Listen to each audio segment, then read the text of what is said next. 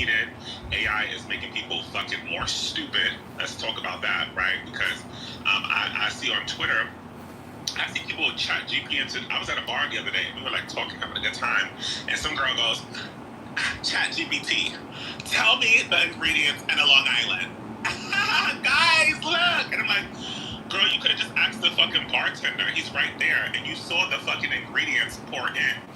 So, I don't vibe with that. I'm just like, I'm weirded out by people who are super AI focused and are more comfortable because AI was sold to us that the common American would benefit from it. It does not benefit anybody. It just makes us more stupid. And to be honest, AI is just Google. Okay, you people are like, oh, you can train it to do better. No, you cannot. I've used these different AI models, and they still give you wrong information, and people don't fact check it.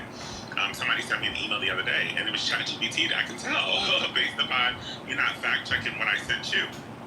Period. And what was going on there. So I just wanted to add that out there. Okay. Now I said I agree with you. So the only thing that I have to say, like, I disagree with Ion. I mean, I understand your view about the chat. How about what, the clean water that AI is fucking up, or what? No, that the part that it gives that information. I found a couple of times when I chat GPT and it gave me misinformation a couple of times, especially when it comes to history. But the part that I look at AI is that most of us in this room, we're not going to be alive to see it when it reaches its zenith, right? Right now, it's still in its experimental stages. It's, technology that they're developing, right? It's developing even as we speak. But ultimately, they're going to be the AI model. They're going to be the ones that are mastering anything that this thing can do. So it doesn't matter. They said that about the last generation. Hold on. Well, I'm just giving you my opinion, right? So the generation that's coming, well, I don't think everything you said was fact. I mean, what can you break down? What wasn't a fact? What wasn't a fact is how you just ridiculed a woman for using the technology that wasn't a fact. That was my opinion. Hold on. That was a fact. That was my opinion. No, it was a fact that she used Chat GPT to find out what was in a glass of alcohol that she saw being made. Right. So let me just finish, because you're trying to just make what I'm saying like you're just the Trump of balloon with your view. Go ahead. I know, right? Here we go. So the whole thing is that we're not going to be alive to see it reach its zenith. Right? I have no problem with technology as long as it makes our lives better. If I can ask ChatGPT to give me the full breakdown of who Ion is on Clubhouse, and that shit gives me a full story breakdown, I'm gonna use that motherfucker. I'm done speaking. Yeah. So, I think my opinion was, so I don't know if y'all know, but drinks are made differently. So she liked the drink that was made in front of her by a person. So she went to a robot on her phone to ask how that drink was made. And I couldn't exist or be truthful because, drinks are never perfectly made all at once, right? Or in the same way. So she should have just asked, oh, I have Long Island's all the time. This one was different. Let me see how you made it that was different. So I could just understand that. But back to the AI situation, and you saying that the world is, that the next generation is going to be good at it. What generation? Because American education, kids are dropping out of school and getting dumber.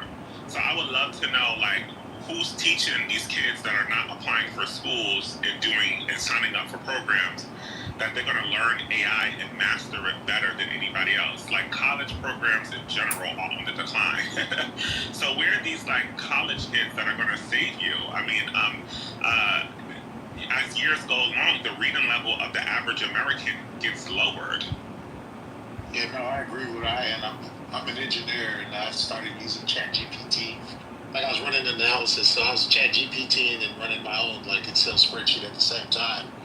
And I caught it 3 times where it made math errors, and I went back and said, hey, I don't think that's right. And the AI was like, oh yeah, you're right, let me update it. This was wrong. And I was like, oh shit, I can't trust this. And you're right, I don't see it I don't know how AI can grow beyond us, right? It's AI can't take two new and interesting things and put it together and create something new. Like Ion said, like how do I make a Long Island better? Because AI doesn't understand the concept of a Long Island iced tea or how it tastes or how it makes you feel. It's not human. So the only like even in engineering, we only use it to optimize. So we had to come up with the shape. We had to get like 80% of the way there, and then we use the AI to get us the rest of the way. But it can't. If I told it, hey, do this, make this new gizmo for me that does A, B, C, and D, it'll get it wrong every time. Like it doesn't have that power. Maybe it may get there in the future, but I have a hard time believing that. So I agree with you. You can tell who works in AI. Because Yeah, so I want to say this pretty fast because somebody in the chat said that reading levels are not getting lower. So I just want to be clear that just so that we understand, and I want you to ask ChatGPT since you guys love it so much. It will tell you that ever since COVID, there's now a huger gap of reading levels. Period. So the average reading score, both in between 2024 and 2022 have lowered 5 points than 2019. So this is like the thing that I'm saying. Like the average person it's so wanting to be right, and I think that this is an impact of ChatGPT, where people just believe that everybody is smarter, and no. When it comes down to things. So I would love for you, Dr. Anonymally, Soul, to, prove that to be a fact. No, you're questioning me. So you have to prove that I'm wrong. Please, since you said I'm wrong, prove that I'm wrong. But you go ask ChatGPT that you love so much to do the work. What? This is crazy. Not you asking me to do something that you can use through ChatGPT. Just look it up through there.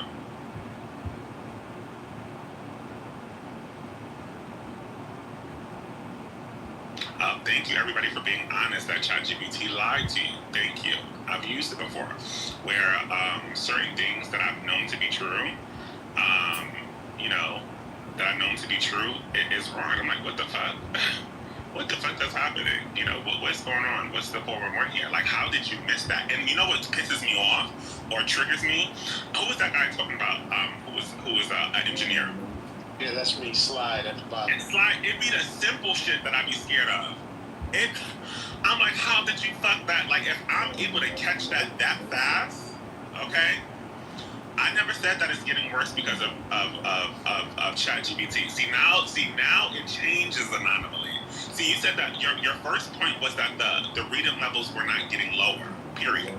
I said, how are these people who don't read and see now you're changing it, okay? Now you're changing it. No, I've never said that. It doesn't matter if they've always been low. My argument was that they were getting lower. And you said that they weren't. That was your argument. And now you're changing it now because you're wrong. Just say that you're wrong. Just say that you're wrong. You know what I'm excited about though? Like as an engineer, like if they take AI and train it on like NASA, all the NASA data, and I'm designing something, and so that it's based in some fact or actual test or actual real data. I know they're trying to get to what they call industrial AI. I think that's when it's going to truly become powerful. I don't think it's going to, like as an engineer, I'm not worried about it replacing me. Yeah. But it makes us much faster because right now it takes us like, in my industry, like in aerospace, it takes like 4 to 5 years to really train a good engineer post-graduation. And so with AI, they don't got to go ask questions. They don't got to go like bug other folks. They can, use the ChatGPT as a mentor, as an assistant guide. We can go a lot faster. So that's what I'm excited about. Go ahead. What I'm not excited about is that, like, if the people who are going to be using AI are getting dumber, what's going to happen to AI? Can I add to the conversation as far as the kids and education? AI goes as a hands-on parent and an active person in the community when it comes to kids. The introduction of social media and cell phones to kids under the age of 13 is where the decline in their education started. It's only getting worse because now you can just take a picture of your problem and Apple with your iPhone and it'll give you the answers. so they don't have to work the answers out in their head. They can just say speak to chat, so they don't no longer have to read. It's only making it worse, but it has been really bad beforehand. The COVID situation only made people look at it But can I just say this? more because of the kids studying in school.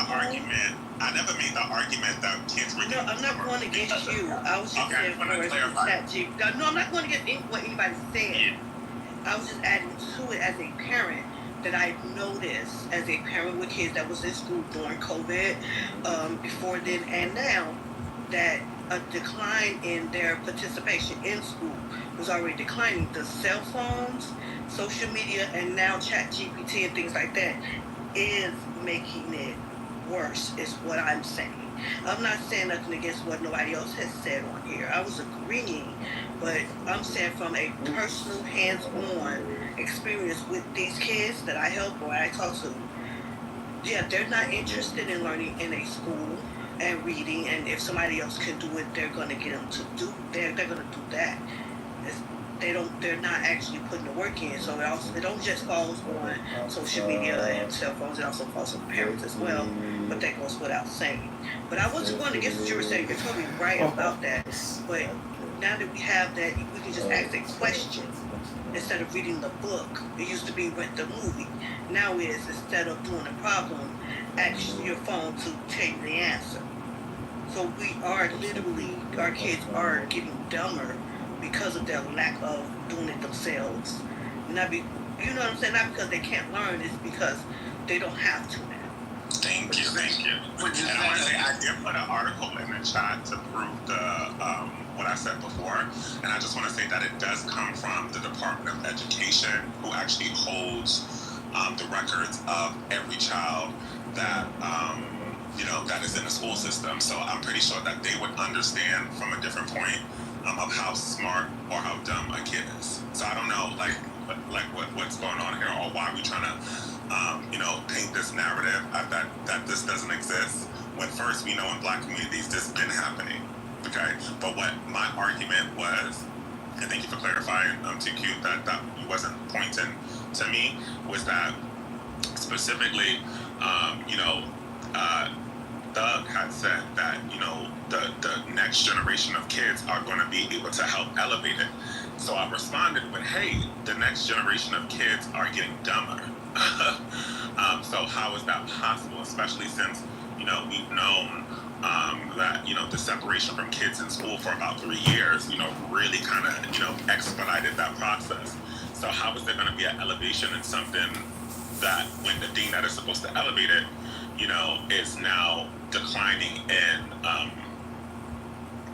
reading levels, just education just in general. Yeah, but education. And Dr. Anomaly, I don't know if you were specifically speaking to me. This is not my room. This is not my normal topic of conversation. But there's no reason for you to put a DR in front of your name to think you're smarter than everybody in the room, because I'm going off hands-on experience of working with kids for the last 20 years.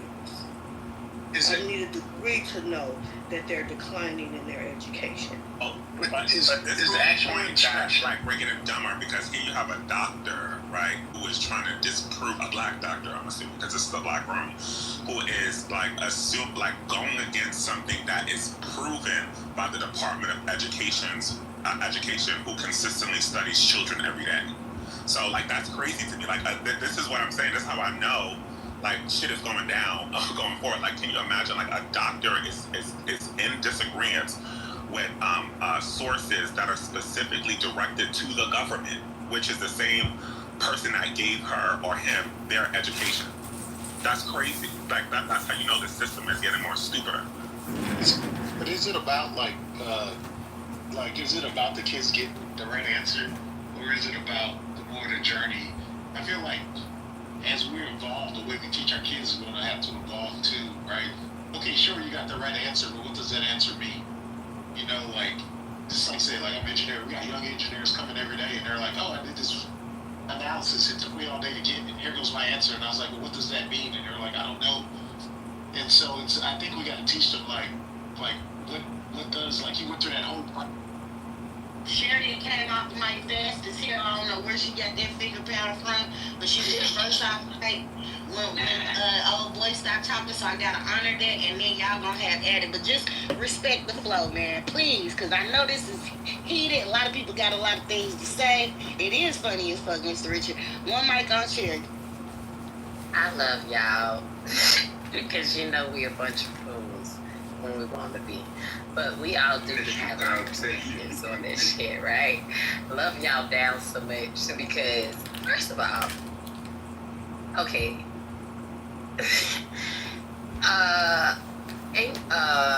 Elon has never been recognized other than being a Negro. Okay, he's a Negro to the fucking white folks. I'm sorry. I love y'all. Listen. I'm gonna say what I'm gonna say. Okay, the Afrikaners is always in this position, like it's just very weird. But to the AI piece, shout out to Asia, right, who is making specific programs in schooling so that their kids can be above the AI program, and they've been doing this for a very long time. This is why as soon as their kids come to this country, they're able to leap over your dumbass children.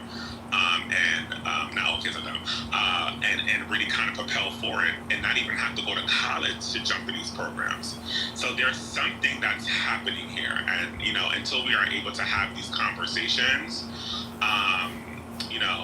until we're able to have these conversations. You read 2 articles in 5 seconds. Wow, love that. You're really a doctor. Hagen? Yeah, Hagen. I just wanted to add to what you were saying, because it's not just the kids. I am now trying to find a space to give a class called Adult to people over the ages of 25, and between the ages of 25 and 50, because they also need help with learning how to budget and actually learning how to live as an adult. So it's not just the kids depending solely on the AI and ChatGPT and not putting in the work. You got people in my generation, generations before me and generations after me, that has dropped the ball, and why some of these kids out here are declining as well, because you can't teach your kids something you don't know. So it's more to it than just that. Because people my age, I'm having a conversation with someone at the grocery store, and they're like, "You gotta do that? I never thought I had to do that." And they're grown. So it's more to it than that. But I just want to agree with you, but it's the fact that if you're going to argue with someone about the declining of the kids' education and everything, do you have the background in it? Do you actually have kids or experience in that? Because it's not hard to see that they're spending more time doing other things than reading and writing and doing math in their head. Because what happens when the grade goes down? Yeah, no. I agree with you on that. I don't think that it's only. I don't think that is the kids' responsibility at all. So. Oh no, not the responsibility. I'm just saying this is what. If you have an adult who can't count, they can't teach their kid to count.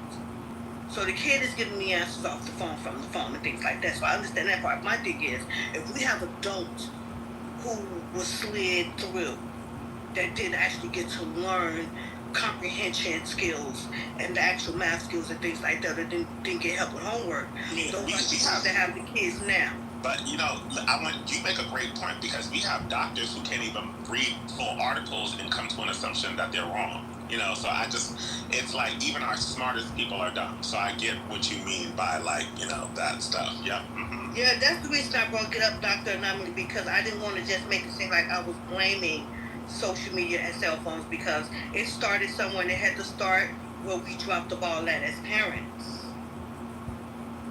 So that's the reason I did I wanted to make sure I add that in. I'm not just saying it's social media. It's not just the cell phones. It's the actual how the kids were screwed up in their education and their growing. They wasn't reared right. And that passes down from generation to generation. It's actually not a curse. It's just a bad habit that nobody's changed. Mm-hmm. And Dr. Anomaly, I didn't blame AI or COVID for kids' reading struggles. I specifically just said it was a decline. That's all I said. I said it was more of a decline. I never said that. I don't know what, like, that's how, like, I'm just so confused. I can't believe that I'm speaking to a black doctor. Let me ping an Asian doctor, because that's who I go to. I don't go to the blacks just because of this specific reason. Let me ping one in here and see if they can understand the specifics a little bit better than you can. I dropped the link 3 times. I'm not doing it again. I'm really not. I'm not going to be y'all, mule slave. Google it like everybody else did, like I did, and go read the article like I did, and go look into it. The doctor, specifically, I want the doctor to prove that I'm wrong. She has, or he has, not dropped one link disapproving anything that I said. They have never, like, I'm still waiting. You're giving opinions. I'm still waiting. Can you point out, like, give us what you asked us to give you to disprove what we were saying? Because the only argument was that there's a decline. I get paid to drop links. Oh Lord, okay, I'm gonna ignore you now because I just realized you don't get paid to drop knowledge. Yeah, period. You got a big working on there. Yeah, period. I just knew you had y'all. That's be careful with these doctors. Okay, they on Clubhouse all day. This is why I wonder where were these doctors when black people specifically were being disproportionately impacted by anything. I mean, it just seems like the more black doctors we have, the more black people get fucked up. So I don't know what the damn purpose of your asses here to be on Clubhouse and drop links. Got it. And argue with people over facts that we can prove. Whew, child. Alright, so this is great. And I just wanted to say I simply found my articles, and my sources and my documents by simply going online and just doing research. And I do think that AI has its benefits, but I really don't think that, I don't think that I would rather, I am weird, very weird. I don't know what y'all don't know. I'm very weird. But yeah. But I'm healthy, I'm good, I'm happy, I'm satisfied, I'm living my best life. But, I don't think that sacrificing clean water is something that I would rather do just to keep AI around, period.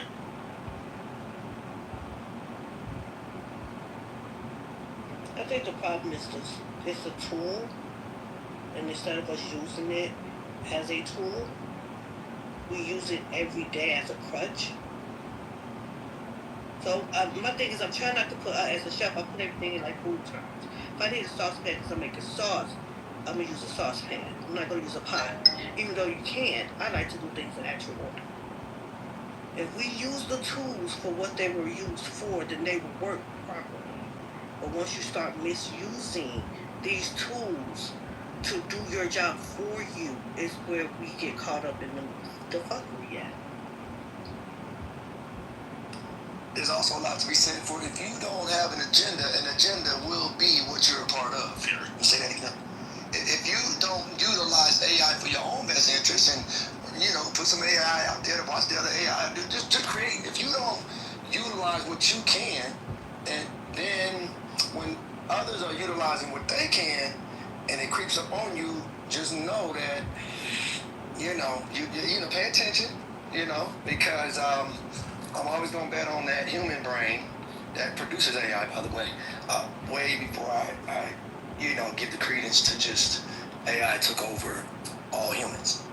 But if AI is killing people, literally, and in the environment too, what's the purpose of it, like, helping? I mean, you know what I mean? Like, we weren't going to die without AI, but it seems like now it's expediting more deaths. Like, it's legitimately killing us when it comes down to water, when it comes down to environment, when it comes down to air. Like, that's, I don't know, does anybody want to live? Or, like, am I maybe a person who just would rather, Can you break that down for me? Because I'm lost a little bit. You're saying that AI is killing us. Can you break that down for me a little? Yeah, so multiple different sources that are coming out of big motherboard places that are being built in America where they're actually having environmental issues and they're actually having water issues too. Memphis is a perfect example of that, where because we have AI on every program too, on almost everything, they're actually suppressing the story. AI is on purpose to see how dangerous it is. I can give you another example of that. McDonald's. There was a black billionaire who I think just won billions of dollars because of how McDonald's used AI and algorithms to specifically promote unhealthy food to black people. Do you need more? No, I'm walking this through, so you're breaking this down. So you're saying that because they build facilities to support AI, those facilities are stripping the land and actually killing people and poisoning the water. And the McDonald's reference that you use is saying that they used AI to actually push an agenda of bad food choices to black people. Am I understanding you correctly? Yes, exactly. Okay. And I can also see, to your point, Ion, as human beings, we have the ability to hold accountability on people that create AI. For example, if somebody, anything other than AI, it's always been if the cause and effect. If person A does something that has a negative effect on person B, you hold person A accountable. That's just basic one-on-one accountability. So if you create something that goes out here and like it just was brought up at McDonald's, and it's having a negative effect, the accountability about what you is a big thing. When holding responsibility, accountability, as we move forward, somebody's AI in the future might go off and just kill somebody. I don't know. Well, who made that damn thing? You know what I'm saying? Before things get out of control, I just believe that there's a hiding behind AI element in general. That covers a lot of ground. Hiding behind it, and so when you finally find out who is actually behind whatever, I think an increased accountability is important, because you have to be careful when what you do has an effect on people. And I believe that will make people really be careful, because in a lot of other ways, I mean, damn, how you hold this knife and how there's instructions on a lot of things that, if not, well, you could hurt yourself. So, I'm saying it broad like that because all the full effects of AI have nowhere near, we all agree, kicked in yet, in a lot of ways. And so, but again, they're not just creating themselves. Somebody created the algorithms that do what the AI does. It's not just they're contrary to what just my belief. Contrary to others might think, like AI has been here for millions of years and it's just doing its own thing, and I don't subscribe to that. There's some real people that are putting things in motion. Can I ask you a question, Sherry? Oh, I'm sorry. Go ahead. I just want to ask you a question, because it seemed like you were baffled that this could actually exist in this way. Do you think that that's actually hard to believe, that new systems are being created to disproportionately impact Americans in a bad way? I'm sorry, corporations. To answer your question succinctly, no, I don't think that systems can be. I don't disagree with what you just asked me. Yeah, I'm not baffled by that. I'm just always interested to hear other people's opinions that don't necessarily agree with me and how they think. I'm always interested to hear that. It is always something that I'm always interested to hear that. That's why I asked you to explain that. I don't necessarily agree with necessarily what you or Sweet are saying, but no, but what I'm saying is a fact. Like there's moving. And I don't disagree with that. I think, but from the beginning of history of human beings, there's always been systems and things created to actually disproportionately negatively affect the human race. I don't think this is anything new. But who? I don't think that so we don't disagree, because my argument was never that it was new. My argument was that they're creating a system that is now 20 times killing the environment more than any other system that was created. So, I would rather us have a conversation specifically about, let's stop this thing that is actually going to expedite the death of a lot more people. I mean, this data center is fairly new that was created in Memphis, and it's already killing towns. Like, already killing the water. I'm going to find a documentary, and hopefully we can put it, I think it's on Netflix. It's already, like, changing. Like, I don't know if you've seen these people's homes who are speaking about this, and these people are not black. Just so that you know, they're white people.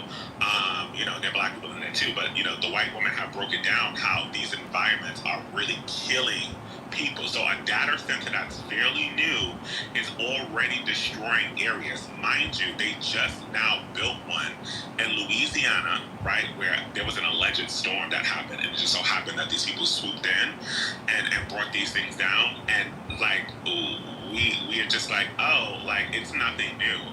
What? So that means don't fight it? That means just allow it to happen because it's nothing new. What was the purpose of saying that it's nothing new? Our argument is that it's 20 times more likely. It's going to expedite whatever is happening in the average like place 20 times more faster. I don't disagree with you that they're building that and it's 20 times more faster. I completely agree with all of that. Just my purview is that there's something far more nefarious, and there's more things that are more important than that are actually the cause of this being the case. What's more important than clean water? Let me say it this way. The reason why there is such a system, and the reason why there hasn't even been created such a thing, is because of this country and our stance in being, how can I say this? We are more concerned about what we can consume, and more concerned, and I'm not talking about like physically like eating, I'm saying consume and what we accumulate, as opposed to living in concert with the earth. We have always been that way. This country was founded on that particular thought process. It has always been that way. We have never wanted to live in concert and in agreement with what was already here. That's from the foundation of this country. So to assume that we would not be here with the advent of something like you're describing, that I haven't read the articles, but I have no reason to doubt you. It makes perfect sense. And I would believe you that we are creating something that is destroying the earth, is destroying the planet. We did that when we decided to build nuclear facilities. Oh, it was a horrible decision. We didn't do anything. The systems did. Well, I'm not saying don't misinterpret me. Don't misinterpret me. What I'm saying is, we as a collective, as a country, we have decided, and I'm not saying the system, I'm saying this is what we've always done as human beings in this country. We've said that we want this, and it has never been in concert with the earth and the planet. And what I'm saying is, what you're proposing, I agree with you 1,000%. But my point that I'm saying that is more nefarious, say for instance we stop all AI, we're going to just make something else because of the problems with how we believe that we should be operating on this soil. It's a systemic human problem. Yeah. The argument was never to stop AI. The argument was to stop creating systems and places that impact the environment. I agree with you. I agree with you. And I just want to be clear, like, we had nuclear plants. A lot of nuclear plants closed because people spoke up and actually said things about it. So I think that we can walk and chew gum at the same time and really, because, I mean, it's important. A lot of people in this room, including you, didn't know that these data centers are coming up and purposely going in poor black and white neighborhoods, specifically creating them and then like dumping waste in black communities and then not even creating systems of cold water. And let's just also say this. We are talking about billion-dollar companies that have the power to not only create these systems, but also to create spaces and filters to help clean water. And I think that we need to kind of hold lawmakers accountable for how they allow both state and federal lawmakers accountable for how they show up and how they allow these people to move into neighborhoods based upon backhanded deals of them selling them out. And this is down from the governor down up to the president. Now, for me, the president gonna do period. But to allow that to happen in a state and not even give clean water. I mean, these are corporations that if they wanted to, they can pay for water for everybody in that neighborhood and not ever see an issue. But there's a problem, an unhealthy problem with greed in America. And I do feel because like the American people have this oppressed ideology where it's just like, well, shit happened before, so we just are supposed to leave it alone. Clean water is something that the government should not be able to control or be able to infiltrate. Great food, and good food, the government should not be able to attack and infiltrate.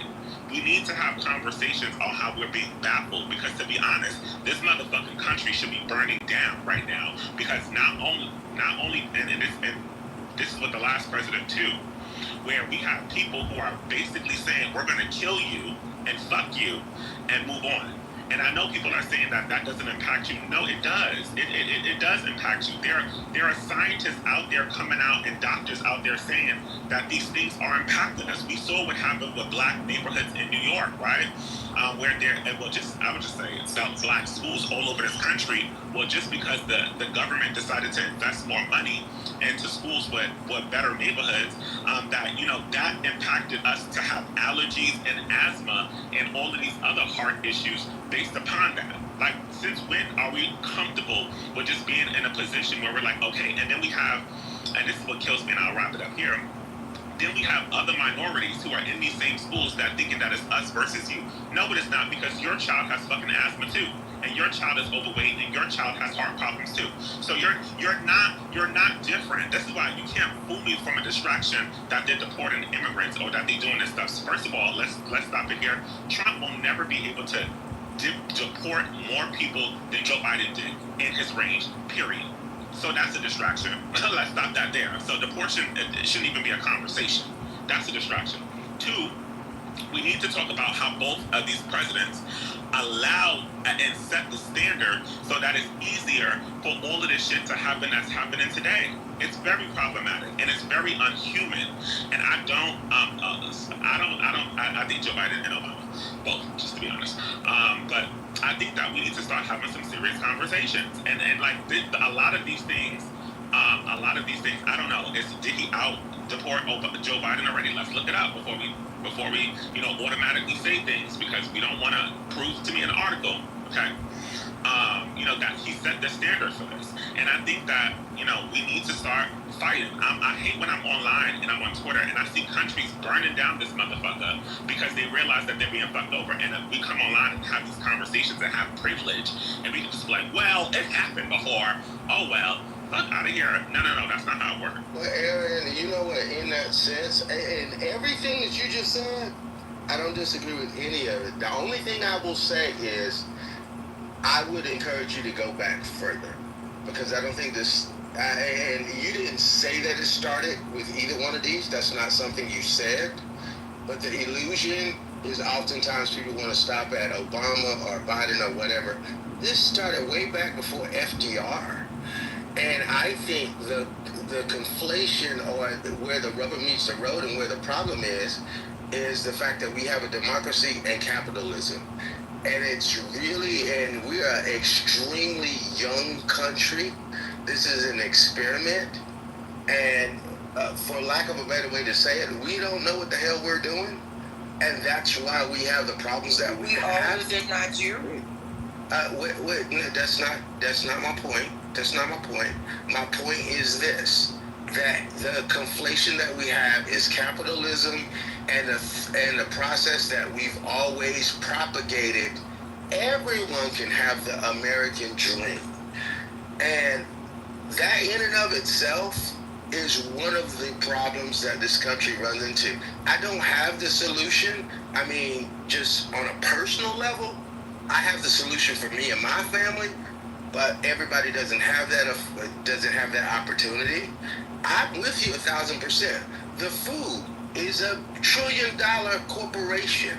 It literally came from when we actually pushed down the cigarette company and Philip Morris and had them pay all of that back. All they did was just buy our food and all the access to our food, and then they did the same thing that they did to cigarettes. They did it to our food. It's the same thing. Monsanto is a terrorist organization. I've said that a million times. Everything you said, I agree with. But it's capitalism, and the reason why they put those plants and those things in disproportionately disadvantaged areas is the same reason why they created the ghettos, the reason why they created the projects, the reason why redlining exists, the reason why it's difficult for people of minorities to get funding in certain places. All of that exists because of the same people in power that never get elected, but they buy the people into those positions, and we rail against those people that are in those seats, and they really never control anything. And that's just where this country is. Now, am I saying we should sit there? No, I'm not saying we should sit there. But I think that oftentimes the conversation is too nuanced to actually have, and people will just want to stop at, let me point a finger here. No, but this conversation, let me know when I can jump in. I'm gonna give it right back to you, I promise. This argument wasn't about pointing a finger, and sometimes when we're on one side of things, we think that everything is debatable. For me, this is information that needs to be spread just for people because they're not knowing that was happening. I'm not debating, or neither do I care about 100% eradicating things. No, I just think that people need to know that the stuff that they are supporting in America, okay, because I heard a lot of people say, well, AI is great. Well, how if it's killing you through water? like how I want to have the discussion to have something more thought-provoking, a conversation that's more thought-provoking, because I think a lot of people become parrots of the system. Where you see things online, okay, or you see things on ChatGPT, and you get fooled into having conversations about shit that does not impact you. I don't give a fuck how good ChatGPT is. That if it's impacting my water and the water of children all around, America, we have to have that conversation. I also wanted to correct this, because a lot of people try to say, "Oh, it's Obama." No, I was right. This whole scam of deportation and what Trump is putting on, he still has not deported. He still did not deport more people than Joe Biden did. So why are we even having a conversation? Because barely, this is nothing new, and this is what AI does to us. It creates algorithms where we believe shit that does not exist. You cannot not care about something now and then care about it when it's time for somebody that you don't like. That's very hypocritical, and I feel like that's very American of us to not give a fuck about deportation when it was at its worst, but give a fuck about it when it's its best. And I know people are like, oh, well, there's a issue with how it's being done. Well, let's be clear, especially if you're black or you're a minority that comes from a family that was born in this country. Unfortunately, the little bit of shit that they're getting, we get that worse, and we live here. So when they promised themselves that they wanted to show up in America as Americans, right, they showed up for that same exact thing. Just like when I go to Mexico or I go to a Dominican Republic, just because I visited there, how I'm held responsible for how I showed up and how I acted and how I broke the law, I cannot control. I also want to be clear, America is the only country where they will deport you back to your country. Every other country in this motherfucking planet here will send you to go to jail time or kill your ass for being an immigrant. So I think that, and then waste our American dollars to be able to do it, right? So when these people come to, and I'm not against it. Like I get how things work and how things. I'm not speaking against it. I'm just speaking the facts of deportation and how it was worse under a government that was respected more. And I know people are not saying things like Joe Biden is not in office anymore, but I'm so sorry. Every time Joe Biden did something bad, I heard that it was because of Trump. No, like I'm talking about facts in comparison of presidents, which is something that we do all the time, even when we're looking for new candidates. I'm sorry, sweet. I'll shut up for a bit because I know that I'm like rambling. No, it's all good. It's all good. I was just gonna say in agreements that when we jump into this and now we is America.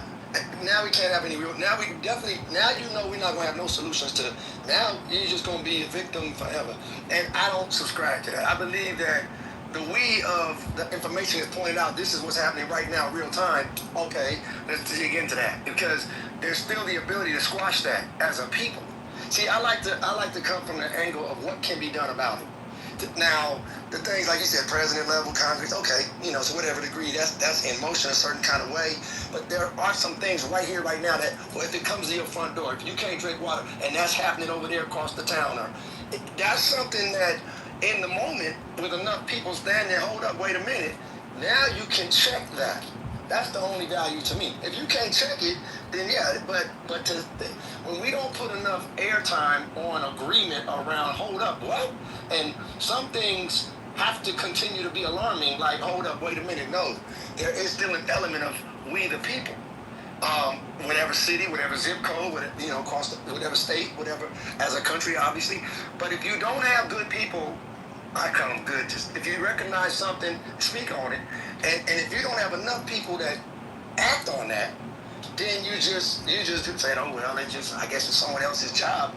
Now we gotten real spooky. Now we done got into a abracadabra. Somebody else is gonna handle it. No, I believe that's a part of the biggest problem we all have as Americans and people on this planet is there's not enough people speaking to what's really going on. And so the more that happens, now we can squash it. And again, back to the accountability, responsibility that hold up, especially if you're a senator or mayor or whoever or business owners and hold up. Well, you hiring all of these. I mean, Trump, come on. All the people that's hiring all these illegals that's working in the construction and, put weight on them too since you really want to eradicate it like that. But when you don't do that, I got to question your intention. Because these people are getting below minimum wage and there are people paying them, big corporations. So if you're really sincere, tackle that problem while you're tackling. Because some of them got the idea there's a green light, hey, you come on over here and there's a pipeline that's been created over some decades. And so to just kind of come in at the end but all I'm saying, so back to the AI part in the water, yeah, I'm glad that because we got to stay focused. If we just start talking about, this problem has been existing for the 100 years, now we no longer in solution conversation. Now we just in, but me too, and kind of movement stuff. And it's like, no. Let's get, before everything creeps up on everybody, deal with the stuff that's at the door right now. And I appreciate. Hey, you know what? I think that first of all, you're extremely intelligent, and I haven't had a conversation with you, but I would like to actually ask you a couple of questions about the AI conversation and just get your opinion on it. You mentioned about the AI and them building the data centers and exposing the waters, and that's something that we should all care about. I'm just curious your take on this. From the corporate side and from a governmental side, one of the issues that they have as far as AI and innovation is that for a long time, the United States has not been a manufacturing-driven economy. It's been consumer-driven. And because of that, and I'm just telling you what they say. I don't necessarily agree with this, but this is the argument, is that one of the things that they have been trying to do, at least in this administration, some of it with the CHIPS Act that Biden passed, is that they're trying to be more of an innovator in that sense and actually take back market share of things like AI, take back market share of innovation in medical development and those types of things. And a lot of AI and a lot of quantum, because people are comfortable with AI, but actually innovation has moved past AI and we're on to quantum computing at this point, which is past AI, but that's what the majority of people are familiar with. So in that sense, their thought process is, we're going to actually build data centers, we're going to actually build an infrastructure to actually take back the market share from a global economy, that the United States will be the innovators, and all innovation will actually, not all, but a large portion of innovation will come to the United States, which will drive our economy, which will actually drive up the value of our dollar, since that the dollar has lost a rating. In just this year, the dollar is falling currently now because gold is going through the roof, which is the opposite, because Dixie, when it falls, it pushes up gold. So they are struggling now, and with the passage of the Genius Act, HR 1664, HR 3663, they're trying to create stable coins to actually shore up the U.S. dollar. So they've been screaming about bringing back manufacturing, screaming about bringing back jobs. That has been the last 3 administrations about how we're going to create jobs. Their thought process is, instead of us being bystanders and watching all of the other countries, y'all remember when COVID happened, we couldn't even get chips for F-150 Lightning trucks. Why? Because they were mass produced in Taiwan and Hong Kong. And their thought process is that we don't want to be in that situation. We want to drive innovation. So talk to me just in your opinion about how that happens. And we also sound the bell and the whistle that building this infrastructure and building these centers is literally killing our water, our resources. How do we actually be innovators and get around that? Okay. Yeah, talk to me. Well, the billions of dollars that they receive from us using it, first of all, I want to answer this question. Because somebody had said specifically that there are not countries in the chat that, kill people for crossing their country. Afghanistan and Syria and is it North Korea or South Korea, will kill you for coming into their borders. Just so y'all know. So I just wanted to clarify, I'm not just saying things. I know that y'all used to me being ignorant and kind of like silly on this app. But I'm when it comes down to this type of stuff, I'm very strategic on what I say. Now, to your question, how do we do both? The same amount of money, right, that we invest into these data centers is the same amount of money as we focus on giving investments into scientists and creators and people who can work on the creation of clean water. It has happened all the time. You had told me specifically that they want to use data centers to amplify the medical system. Well, of course you want to do that because that benefits you, because what you're doing is you're still killing off people who are now going to be able to use that. Go to these hospitals that you're create these medical centers that you're creating and that you're trying to expedite because of things that you've done. How can you get a killer and a healer at the same time? It don't work that way. Now, I think that lawmakers, if I, had a choice, I think that lawmakers should hold companies accountable for how much, like, let's say, if you're going to invest $3 billion into an investment center, you got to invest $3 million into the environment of that country. Of that state, specifically of what you're building in. That can be in any way. That can be in plants. That can be in trees. That can be in anything. And matter of fact, I'm sorry, you have to actually donate double.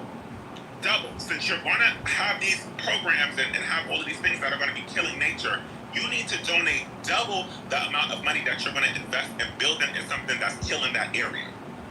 Now, you also have to slow down, you also have to invest into the hospitals, right? You also have to invest into everything that you're attacking. So I think that's simple. That is a simple thing that you can do. And you have the money to be able to do that because we see that you have the ability when you feel like to create a data center out of nowhere. So you have the money. You have the money. So, and people want to make it, not you specifically, sir. People want to make it seem like that this is so hard. It is not hard. Invest into what you are building, period. They, matter of fact, companies used to be held responsible for that, right? I don't know if y'all know, but there was a bill, I forgot what it was, that when big corporations came into places, they had to invest into all the businesses, the streets, right? Everything that came around. I'll give you a perfect example of that. The Super Bowl came to New Orleans the other day. The government handed New Orleans $500 million for a street facelift. They facelift the whole French Quarter. They invest into the environment, which is the cleaning up of it, just because there was money coming in. That's the same exact model that we have to have for these companies and these corporations that come in. If you want to make money, and it benefits them too. You clean up the neighborhood, you have more people coming in. So I just want to put that out there, that's the way that you can think. Maybe, are you against that? Are you for that? They already have that. No, we don't. I'm not. Yeah, No, we don't. it's called concurrency and impact fees. So when you go get a building permit, you have to pay the municipality for the added stress. Come on, bro, you gotta share the mic, man. No. I want you to break down to me concrete on how that data center that is being built, because we're specifically speaking about data centers that are killing organizations. I gave you specific points. I said in the environment and the water, the specific things that are impacting. So I want you to tell me specifically how we already have that and what data center has that. Go ahead. So now you're moving the goalposts. So originally you said you wanted companies to invest in the communities, and I said they already have that. Wait, now you want to talk about something. Or something else? Come on, sir. Oh, come on, Aeon. We didn't got to fight, bro. Let's just No, because you're wrong and you're fighting a point. Wait, I'm going. Look, if you didn't say, look, bro. If you want to change your inquiry to something else or make a different statement, that's fine. GA, did you not ask me about the data center? Alright, you're doing too much, man. Just calm down. No, I just want to ask because I do have beliefs on. GA, did you not ask me about the data center? Yeah, but you also made a different statement, bro. He can ask you about something and you make a statement that I'm referring to. That's not what he's referring to. Okay, so let's not play games, That's please. what I was answering. Go ahead. What you want to say? Yeah, that's why I fuck with Concrete, because he don't be letting y'all niggas get away with the fuck y'all said. I just want to say we were talking about data centers Thank you, sir. and AI, but you want to argue something else. Bro, you made a statement that I was addressing. That's it, bro. It's nothing more, nothing less. I didn't address something. I was asked about AI. You're not going to listen. Let me tell you something. This may work with the woman that y'all deal with. It don't work on me. That whole gaslighting tactic and trying to switch the topic. I know that you specifically are not smart enough to have this conversation. I got a cool. I don't even want to debate you because that's in your own personal universe. You make that shit may work on those women that you argue with and them dumb niggas. It don't work here. I know what I said. I specifically responded. Animated, bro. Like, what you mean I'm so animated? I'm black. Yelling, bro. That's how you talk. Are we not sophisticated black people? Wait, can we not have a sophisticated black people conversation? Where are you from that black people are quiet? Bro, this is not a sporting event. This is not a spades game. No. This is not a fucking hookah bar. Spades game. This is a conversation. Thank you. I like it. This is an intellectual conversation. And intellectual gang banging. You're only doing gang banging. You're not doing anything intellectual. Calm down. You're in a space that says intellectual gang banging. I also want to be clear. When the leaders of this app, what's his name? Paul and Rohan tell me how to speak, then I can speak. When you want somebody to speak in your own way, build your own motherfucking app, black man, and then go tell people. You're just telling me you got a white zaddy and you can't respect your brother unless your white daddy make you do it. Is that it? You can't show respect to your brother unless your white daddy tell you to do it? No. That's crazy. No. When Paul and Rohan tell me to lower my motherfucking voice and get me off this motherfucker, then I will. And if that's the case, don't tell me. All I'm asking you to do is just calm down so we can have a conversation. I'm you shouldn't need a white instruction to do that, bro. That's crazy. All the time. No, you don't. Yes, I do. Are you telling me how I speak? Bro, you speak calmly sometimes, bro. You don't always speak animated. Hey, yo, Concrete. Can we get back to the conversation? You allow him to get his shit off. He over there snapping his fingers and doing all kind of bitch. Yeah, like, come on, bro. We better than that. Should I talk like a prisoner? We're better than that. We're better than that. Yo, bro. Yeah, son. Yeah, son. That's it. Do it. Yeah, bro. Yo, I'm gonna shoot you. I'm gonna rap you, I'm gonna kill you. You know, should I do that? That's better. Yeah, son, yeah. We No, talking sorry, about I'm not here. Y'all got it. I was trying to have a conversation, but y'all want to do the personal No, stuff go back ahead, and go forth. ahead, GA. I'll let you. I really, first of all, and I appreciate you answering the question that I asked. And the only follow-up question that I would ask you is this, is if they can do both, like you use the example, if they take $3 million, they can put $3 million back, or you said they can double it into the economic survival or the climate of the place where they're building the data center. I hear you when I say that. What's to prevent me, Mr. Corporate Man, from saying, well, I don't want to do that, so I'll just build my data center in South America, in Africa. And that was the point that I was kind of getting to, is the sense that that is what actually happened after Reagan, is they said, hey, what we can do, what you need to do is you need to be responsible, you need to sow back into the environment, you need to be responsible, blah, blah, blah, we're going to require you, we're going to hold your feet to the fire. And corporate America said, okay, bet, tell you what, we'll just move all of our plants out of the country. And then you had unemployment skyrocket, you had inflation skyrocket. To attract them back, one of the tenements of this particular administration is they're relaxing all of these regulations. And that's what is happening now, to attract companies back. You've heard Trump say, hey, you know what, he fussed at John Deere. He's like, we'll make your tractors, we'll put a 250% tariff on your tractors if you take your stuff out of the country. My point is, corporate America will just build elsewhere. They don't have to do that. And the data centers won't be here. We won't be innovators. There'll be other countries that'll have those jobs. And then where does that leave us economically as a country? Now, I'm just curious on your take on that. I'm not arguing the point. I just want to hear what you... Yeah, no, I 100% agree with you, and I'm glad that you brought that up. So this is when it becomes a two-way street, with the people have to hold themselves responsible too when it comes down to people who decide to, flee against countries. For me, I'm not against what Trump is doing and trying to bring the people back, but what I'm saying that they need to invest. But this is when the people need to only invest into companies that are specifically in America, and that may hurt us a bit, where we may not have the same exact thing, but it would teach a lesson. We need to do it with Target, right? When Target decided to drop certain things, and their shit immediately dropped down, and they came back with, trying to change something and make things a little bit differently. So I think it's a two-way street. I don't only think it's the government and the company's responsibility. I think it's also the leaders in said communities, to let people know, hey, this is what's happening. Unemployment is up. So guess what? Collectively in America, we're not going to support Facebook, right? We're not going to support certain companies, and we're going to completely 100% go in other places. We see that happen when people were mad at Twitter. They specifically went to Blue Sky. Guess what happened? Elon Musk ended up changing his regulations so that it's free sided on free speech on both sides, where both sides were able to say things or see things, and it wasn't just a Republican statement. A Republican app or a conservative app.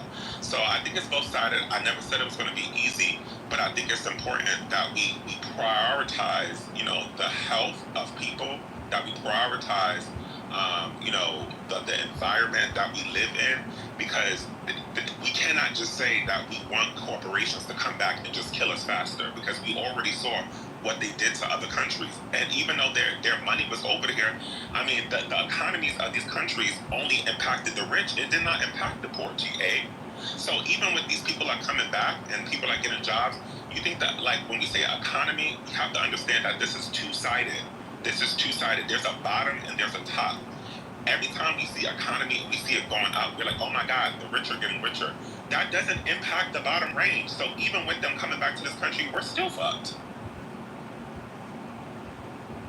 I don't disagree with you, and I think it's going to hurt for that to happen. You're far more optimistic than I am. I just don't believe Americans even care that much, and I don't think they will ever care that much. To make it a fine point, I think people will always buy Temu before they spend that what if that 1999 product, they'll actually spend $59.99 to buy it in the U.S. I don't think people care that much, and I don't think that they'll vote with their dollars that way. But that's just my opinion. I don't have that kind of faith in the American public. I just don't, because they've proven time and time again that they don't care until it actually hits their door. And then they cry for everybody else to rally around them once it hits their door. Kind of like the people that say, I really vote for Trump. And now they're crying on TV. I think that's what we... Yeah, but, GA, I think that we need to get better at having conversations and having them radically. For me, having a conversation about Timu doesn't need to be about economy. It needs to be like, hey, it's killing you. And the reason why these issues are happening in this way, and people are done, like, legitimately, when you buy these brands, you're killing somebody, not only in another country, but you're killing somebody in your own country. And there's brands out, you know what's so funny? This is why AI is so scary, because they start to influence people. I've seen AI start an algorithm where they overly push denouncing American countries but promoting others. I can give you an example of that. The brand Aloe is right. It's like a luxury Lululemon. I see in my algorithm ever since I started shopping there, right, that people are like, I'm starting to get pushed in my algorithm with AI that they have horrible material, and I know that that Lululemon is better, but I know the reason why that's being pushed is because they want to support these labels that are not American sourced, and I think that we should go against that, and that's why I don't fuck with AI in that way. I don't think that it should be able to control our algorithms, especially when it's going against American countries.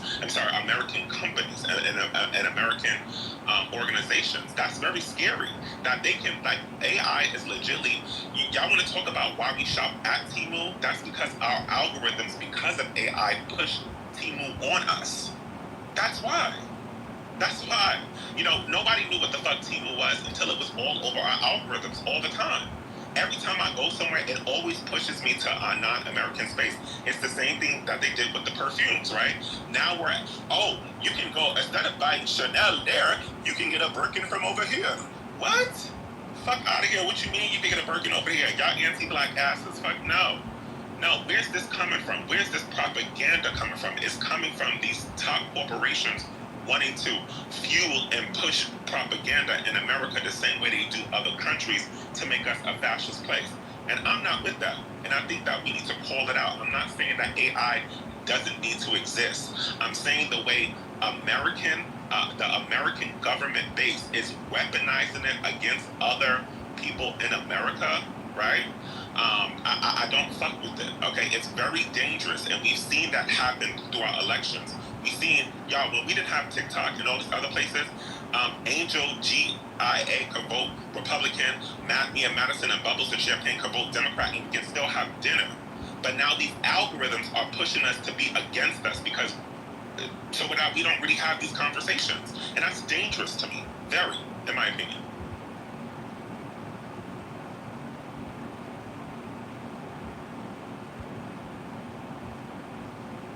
Like, who gives a fuck who voted for who? But now, since we see it on Twitter that we're supposed to be angry, we're mad about it. My parents have always voted Republican.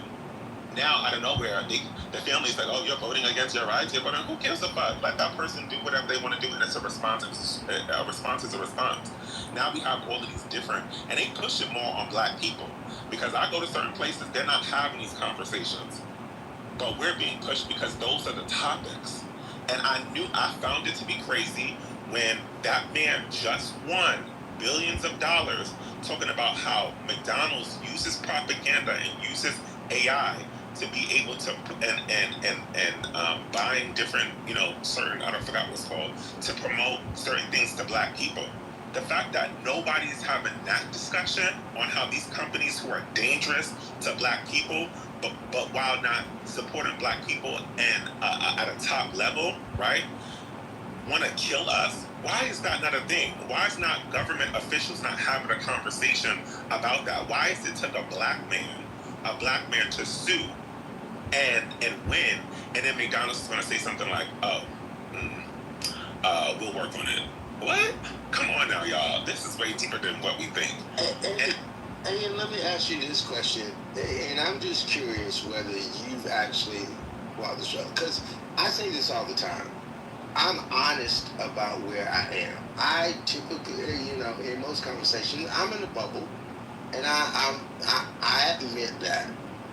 But the actual line from, like, for instance, you just brought up McDonald's. From my perspective and the circles that I move in, McDonald's is the end case. That's the end of the line. The issue is that McDonald's is actually funded by Monarch, which is owned by Monsanto, which is actually ran by the pharmaceutical companies, which are the largest, actually, dark money. They're the largest. They're the largest donors and creators of PAC money and dark money in politics as the pharmaceutical companies, because the whole process is to keep America sick, because if they make them well, then the money dries up. And that's the point. It's never McDonald's. They're the end of the line. It is actually to their benefit to answer to the 3 or 4 or 5 different levels that are above them, that actually put the people in place in politics. Because, we've never voted on the Koch brothers, but they've ran politics for the last 40 years. We haven't had an election to vote them into anything, but they decide who's going to be elected, not the people. And the point is that they are, and I'm not just singling them out, but there's 7 different families. The Cargill family, and I can go through the list of them that most people don't even know. They run politics, always have, always will. And the point is that McDonald's is an in-case user, because, and we talking about they move that propaganda, they actually put that on particular different communities. It's for a reason, to consistently feed people into the mill and the hamster wheel of pharmaceutical companies, so that they can continually prescribe, so that they can continually control health care, and they can do things like cut Medicare, cut benefits. They can control the collective and the population, and so that they can actually make them do whatever they need them to do by how they fund them and control their health care. If everybody's healthy, then health care doesn't matter, and that's that much less control that the people in charge have over the population, and they have always been the minority. But I was just wondering whether that's something that you thought about. So, I guess that, are we assuming that we should just boast that? My question is, if we don't control politics, then why the fuck are we on the side? Why are we voting? Like, for me, I just find it to be interesting that we will love the legislation when we think it's for us, but when it's something that's against us, we'll be put in a position where we're like, oh, we don't control it anyway. It's like, no, we get to have the conversation because I want people, specifically minorities, to understand that we have a power of choice. I get to choose to never spend my motherfucking dollars with McDonald's ever again. I get to choose, now that I see that they're actively going against people who look like me, not to invest in my own people's murders. I think that's the point that I'm trying to make, but we don't have enough discussions about what is happening at a corporation level. We have more discussions about who's Democrat and Republican.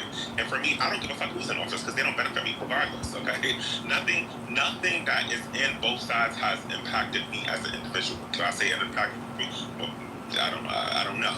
But, I do agree with you that corporations are problematic, but I think that we need to, the same way we organize when we see somebody being racist against an individual, we have to keep that same energy when people are being racist or sexist or in the system, which is problematic, right? So, like I said, it's not going to be easy, but it's going to be both ways. Americans, we need to hold ourselves accountable for how we show up in companies that, consistently kill us. And if we also have this, we have to also hold ourselves accountable for how we show up for, or how we speak to. Because for me, going forward, I will never publicly say that I support anybody. Nobody will ever know what organ. As a black gay person, you will never hear me support any side of anything. I will never put my emotional currency just because we see how that impacts, and no matter what side you're on, you're gonna be fucked. Okay, so I think that we just need to kind of open up the floor for longer conversations about, and not debates. Let's do facts, because I know that sometimes we have it in here, but there's sometimes we get so deep where people want to debate things, and it's just like, I'm going to give you my opinion. I'm sorry, your opinion is not valid when people are dying. No, fuck your opinion. People are dead because of these decisions. So let's just have the angle. Like, if I'm saying shit like there's no clean water, it's like, well, there's clean water where I live. Congratulations. But you're not the only person that is in the place, because guess what? If it can happen to them, it can happen to you too. I'm gonna open, like, if anybody else wants to speak. I just wanted to say, to a couple points of what you were saying. Power is a part of the conversation, and having power is a part of the conversation until it's time to take accountability. Then when it's time to take accountability, you have people who will do exactly like you said. They'll relinquish certain powers. And like, well, that doesn't apply to me. And so when you're like, we should be able to open space for more conversations. Yes, but who's willing to come to the platform? Who's willing to harness that power and take accountability and put in the work? Because it's okay to say a whole bunch of shit, but we all know that action speaks louder than words.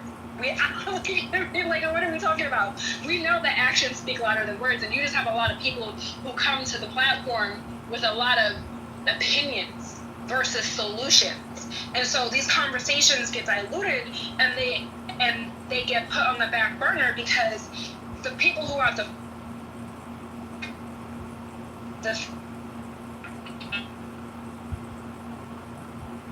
Look at the Matrix.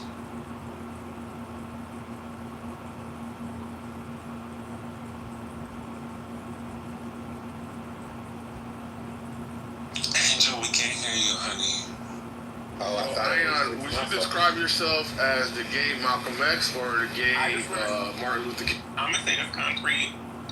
I'm gonna separate myself from responding to the rest of this conversation, because I realize that I'm very aggressive for you, and I don't want you to feel like you're being bullied. So I'm gonna just successfully bow out, because I can't control how I speak on how animated I am, just because I am black. So I'm just gonna ignore you. But I want to say this because this is important, and I'm gonna shut up for the rest of the conversation. As a man in this country, you don't get to sit back and talk about you. Period. You don't get to do that. You don't get to that. You don't get to call yourself a man, and the aspect of what a man is connected specifically to community, and just say that I have. You don't get to do that. You don't. I think this is why this is such a big problem with this essence of absorbing and keeping patriarchy. You don't get to hate the system or love the system and then say I, or love politics or support a different group of people and then go back to I. No, it doesn't work that way. Period. So I just want to put that out there, just so that we know. Like, you cannot call yourself a man, but bring I when there's community issues. That's my opinion. You know what? Oh, go ahead, too cute. I'm sorry, I've been talking. I just wanted to add to the conversation about, of course, the Googles, and when you was talking about Big Pharma, the PACs, the politics and things like that. It is one aspect of it, but it goes a little higher. I don't have a document on me now. I don't. It's a document that the World Health Organization, FDA, CDA, with Big Pharma. America is one big petri dish. We are science experiments. 40 of our foods is banned. Well, it's more than 40, but they're banned in other countries because of what's put in it. And the person who's supposed to regulate that are all in cahoots with Big Pharma, which is the World Health Organization, the CDC, and the FDA. And they all signed a contract for them working together. I don't have it on me. It is out there, so I know you guys probably like receipts and stuff. It is out there. I don't have it on me now, but it's way bigger than them just paying the politicians off to I didn't say CDA, the CDC, the Center of Disease Controls and Prevention. The FDA is what I actually said. We knew who you meant, girl. Yeah, we know. Oh, okay, I'm just reading the chat too. I'm reading the chat as well. But it's deeper than that because everybody knows what the dice does, the side effects of it and everything, and they're supposed to have the last say, like, no, that's not okay, don't do that. But if you're in the pocket with the people that's poisoning us, no matter who we vote for, we're still screwed. That's all I'm saying. Yeah, no, you're right about that. But, also, too, we have to talk about, like, the element of buying into our own demise, right, in this conversation as well. Being privy on, who doesn't have our best interest, right, at the forefront of the economy. Like, there's so many folds to this conversation, but when you have, a collective amount of people only taking a certain glance through a certain lens, again, like I mentioned before, these conversations become diluted because you don't have people, bringing the core elements to the front of the conversation so people can really actually have that food for thought, actually be able to start to digest some of the realities. You feel me? I am very familiar with that, what you said, Chef. I just wanted to say, I'm familiar with that document. It's called the Freedom of Information Act. It's on the computer. I don't work for Big Pharma or anything of that nature, or a scientist.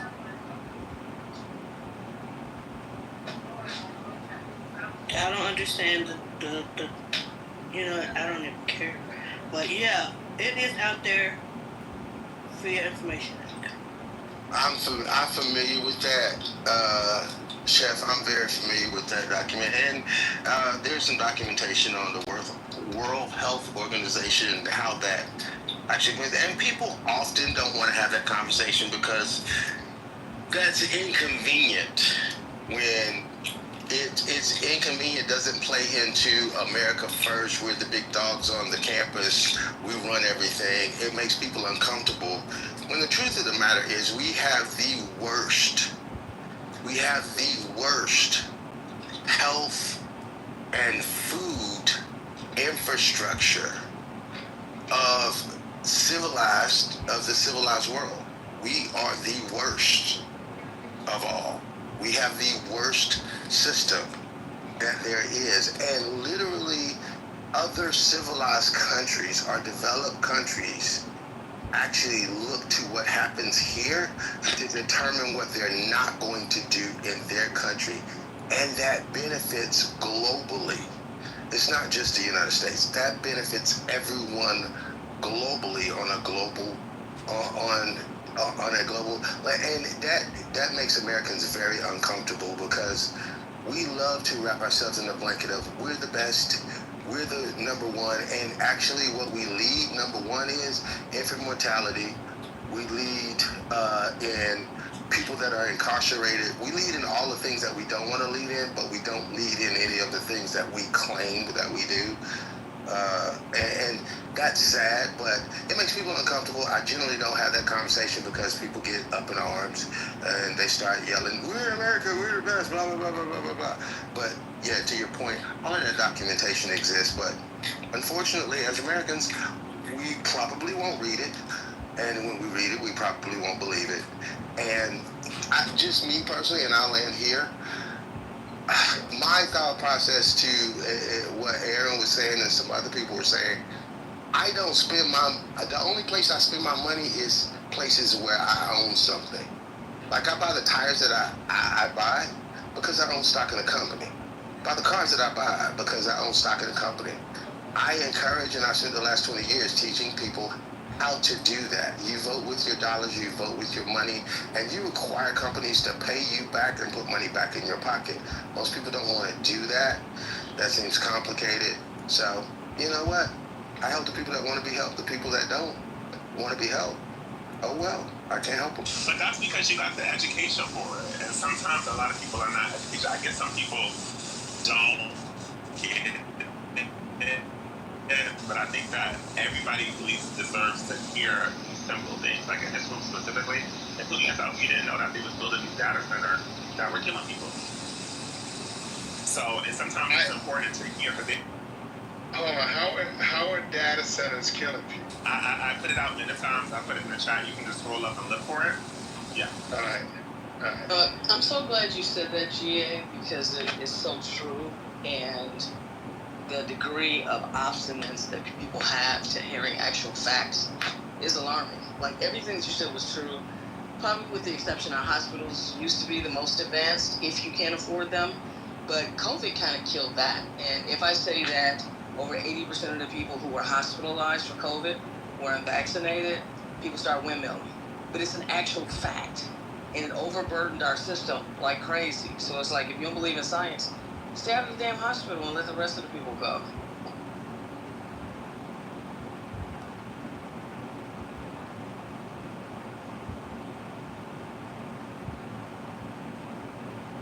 I think that right there is why people aren't receptive to certain messages, is the way that they're conveyed. Is so, what's the word, nigristic, that it makes it repulsive, even if it was true, even if it was helpful. Is that an actual word, or am I missing something? It is a word that I just used, and I think you understand what it means. Oh, I don't understand at all. I actually communicate for a living and pay for it. So can you infer the meaning from my statement? Maybe from context clues? I could. I just ask if it was a word or not. I guess maybe it's your word. And if you're, since we're talking about word, and I think you can understand from the context what I mean by it. And yeah, we're all. Yeah, I can't understand at all. You got the wrong one. So maybe somebody that's at your level. Well, look the fucking word up and stop trying to argue with the brother, please. It's not a fucking word, so you stop interjecting. Wait, so why'd you ask if it was a word if you think it's not a word? Right, because he wanted to argue. Because I thought you may have known something that I didn't, but I was wrong. Am I allowed to make words up or no? All words up. You can do whatever you want. All right, thank you. And Ion, oh, he's gone. That's the answer to this question about why not bring up facts, because it's irrelevant. You like black people? Madison? Exactly.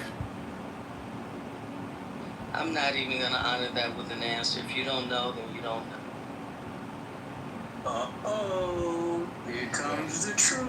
I don't want to assume. Incoming. That's why I asked you. You don't have to assume. Look it up. Google me. You'll see if I like black people or not. I don't know who you are, man. I'm sorry. Of course you don't. She only like queer black people, brother. It's okay. Hey, you know what? I'm bona fide enough to use my real name, that's for sure. I don't hide behind PTRs and made up shit. All right. This is the internet. I want to hide behind the Haitian. So, as the Haitian, I'm going to tell the truth. And ain't nothing y'all can do about it except remove me from the room. Because I'm in the sanctity of my own home. And I get to get away with saying all type of egregious and offensive things. Right? But that are true. That's the important part, right? I say those things that are offensive, but they're all true. I guarantee you. I promise you. I will tell the truth, right? Because we live in a world where everybody hates the truth. Right? Damn near everybody, that is. So, what we talking about? We talking about Trump? What we talking about? We talking about Elon? What we talking about? What bill just passed? Hey, shit, we weren't talking about any of that. Oh. Yeah, I'm sorry. Wrong room. We weren't talking about any of that. Yeah. I'm sorry. I'll ping you in the next time we have a Trump conversation in a space that I'm in, okay? But we weren't talking about Trump or Elon. We actually were talking about this, the circular hand-holding that goes on with the systems and the profiteering that has happened in this country over decades. well, actually, Ion brought up the data centers and AI and how they're poisoning the water. And we were just talking about that, and I was getting his opinion on it. That's what we were talking about. Well, you know, here's the thing, man. Some things are just bigger than us, right? Corruption in the world is a very real thing, right?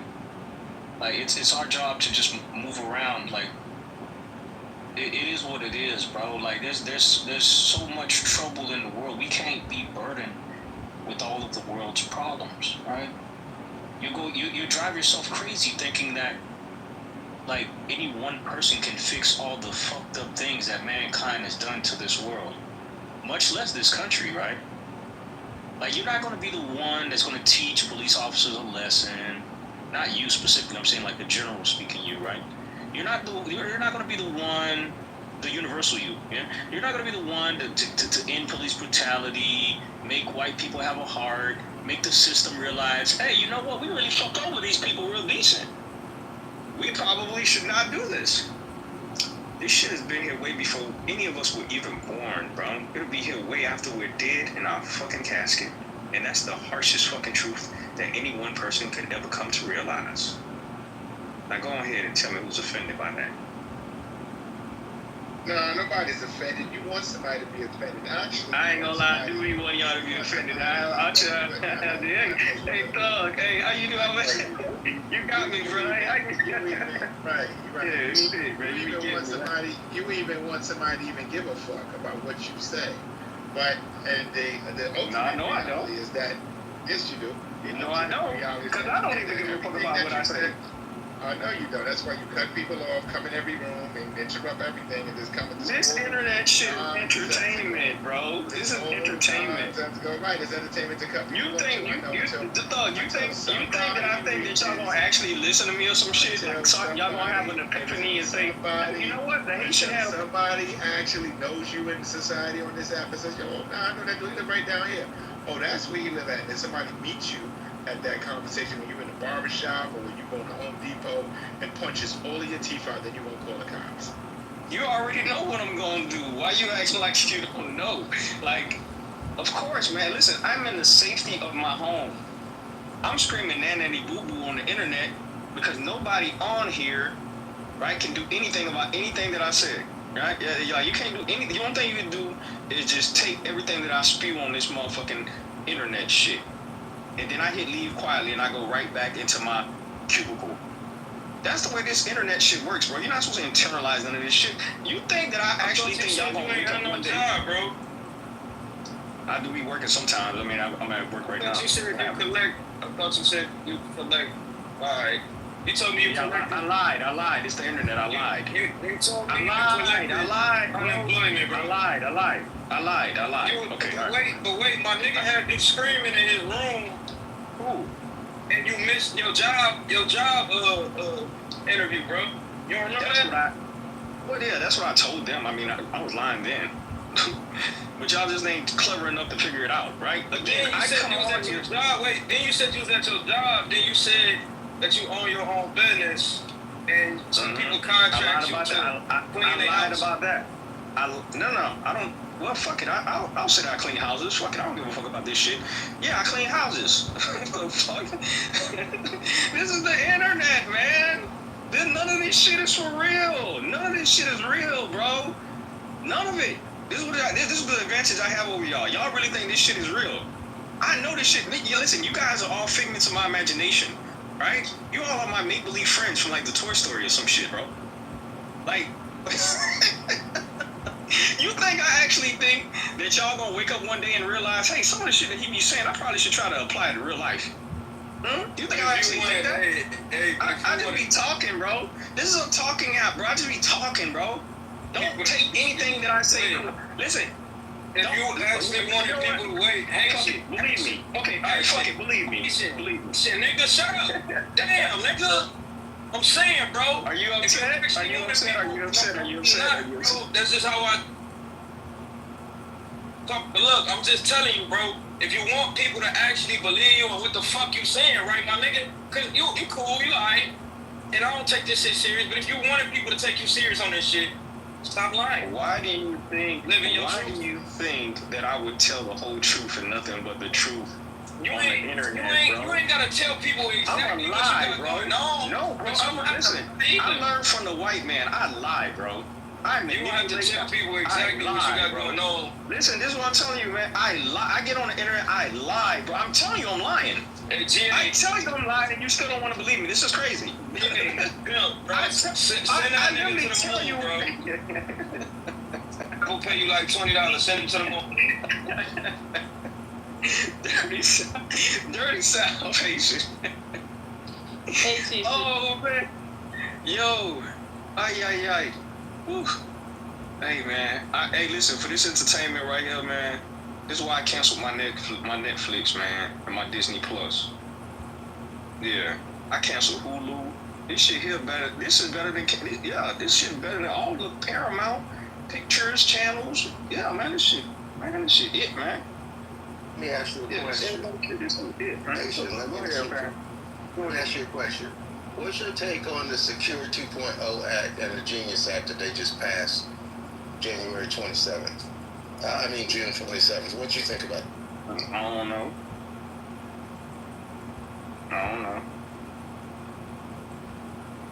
What's the Genius Act? What is that? I don't know. Genius Act is the act that they actually passed June 27th. It's to actually regulate stablecoins. It's to regulate stablecoins and actually I had heard about that, man. We part of a crypto group. Yeah, man, I had heard about that, man. It's awesome, man. Did you guys hear the Diddy verdict? They found the verdict for 4 out of the 5 charges. What was the verdict? They haven't released it yet because the judge won't accept a partial verdict. It's on all the news stations right now. Oh, that's interesting. No, but how do you come up with a partial verdict, CC? Well, he was found. He just said they found the verdict for 4 out of the 5. They want a verdict on all of them. Has it been unanimous? That's a partial verdict, and it's not unanimous. Hey, they were having an issue with one particular juror. I remember they had one issue with the juror, like saying that he wouldn't cooperate or some shit. Probably Diddy done made threats to his family or some shit. Wouldn't that be a bitch? It was the feed that was being problematic when Cassie was testifying in, and when the rebuttal witness came up, she was real. You could just tell in her face that the way she was going to vote, but they had pulled her for that as well. But y'all supposed to at one of these types of trials. So y'all really think that's far-fetched though, that they would, reach out to make threats to the jurors' families and things like that, like in the movies? Y'all think it's far? No, do it in Chicago all the time. My friend got killed that way. Yeah, I know. That's what I'm saying. Like if I was a kingpin, shit, hey, listen, I'm, making all type of signals in the courtroom, letting you know, if you convict me, this will go a certain type of way. Hey, listen, so are we above being bought out and like being compromised? Like I know I'm not. I'm corrupt like a mother. I'm corrupt like the police, man. Shit, I know I'm a fucked up individual out here in this world, man. I be doing everything the fuck that benefits me. Yeah, there's people out here. This is the harsh reality, right? You guys in the chat. There are people in this world that don't have the moral compass that you have. You know that, right? You know this world is really corrupt for real, right? Like you understand that the police station, all in the state departments, right? The school system. Y'all know this shit all set, like it's all rigged, right? Like it's not. This is why I say like the best you could do in this society, and I'm a land, right? Is just move in accordance with what the fuck bullshit is going on. You're not gonna be the one to change this shit, bro. You're not gonna be the one. You'll die trying. Sometimes you don't have to really change. You can plant a seed. This is I'm willing to wager that most people that get into politics, they go into it like sincerely from the bottom of their heart. They go into it. Then I'm going to make a difference. I'm going to change the world. I'm going to do, and then what happened? I think they you need to corrupt. go into politics thinking that way because it ain't never been that way from inception. But I think the problem is we all have adopted that every man for themselves policy. So it's all about me and my bag and doing me and getting me and fuck the next person.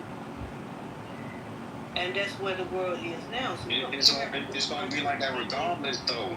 No, I know that. I'm just saying it's more people who's following that doctrine now than it was before. It used to take a village to raise the child. Now it's like there's no village anymore. I agree with that. Every man for themselves type situation is why it's worse now than when it was. I agree with you. I agree with you on that. But I still hold faith out there. I don't have to change the world. I do have to change the people that I'm around, change how they see the world, how they move and operate in this world. It starts at home first. If you're not teaching your kids how to move and operate, they get out here and become just a part of the problem as what you're complaining about. So I still, like I said, it all comes full circle eventually. But we got to start taking accountability for our lack of when it comes to not giving a fuck about our neighbors anymore, not caring about how our neighborhoods look or what's going on in it. We used to care about that. We don't give a fuck no more. But can you imagine being the one person on the whole police force that's trying to like change some shit, and you got the whole department, you got the whole police force not trying to do the shit you the black sheep. Picture me being the only person at the bus stop every morning in the wintertime, making sure all the kids have on coats and cereal bars and things like that. So yeah, I do know exactly how it fucking feels to be the only person out there trying to do something, and everybody else is sitting on their ass. Yeah, but like even with like the people who are like in the school system, like the superintendents and all that, like after a while you get worn down and you just say fuck it, it's. That's like, in every hey, that's in every. That's what I'm saying. Everything corrupt out here, man. There ain't no change. You gotta know when to leave. Man, the people you trying to help out, they be the ones that fuck you over though. We hand them denies. Yeah, we hand them denies. I feel like I'm still not gonna change who I am and what I'm doing because of a couple of motherfuckers. Because then that deters. There's somebody out there that's next in line for help or anything of that nature, and I just say fuck it. It's all about me now because of a couple of people. I have to start picking and choosing more wisely who I do things for, who I look out for. You know what I'm saying? Don't just let the corruption corrupt you as well. Yeah, I'm not the bad guy, but I'm not going to say anything about it. I'm not going to do anything about it. It's like instead of helping a person out that's getting attacked, instead of helping them, you put out yourself on record. Like, we're doing stupid shit now. Yeah, that shit sound good, man, but not, I just don't see it. I sleep good at night. Don't know about everybody else.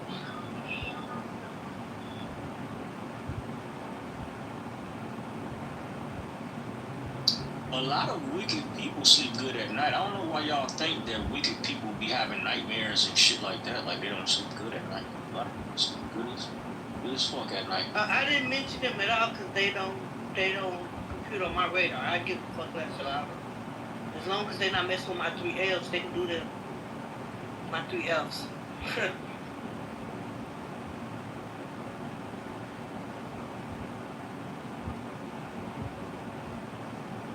And they did put in the chat that it was another room started. I don't know what it's about.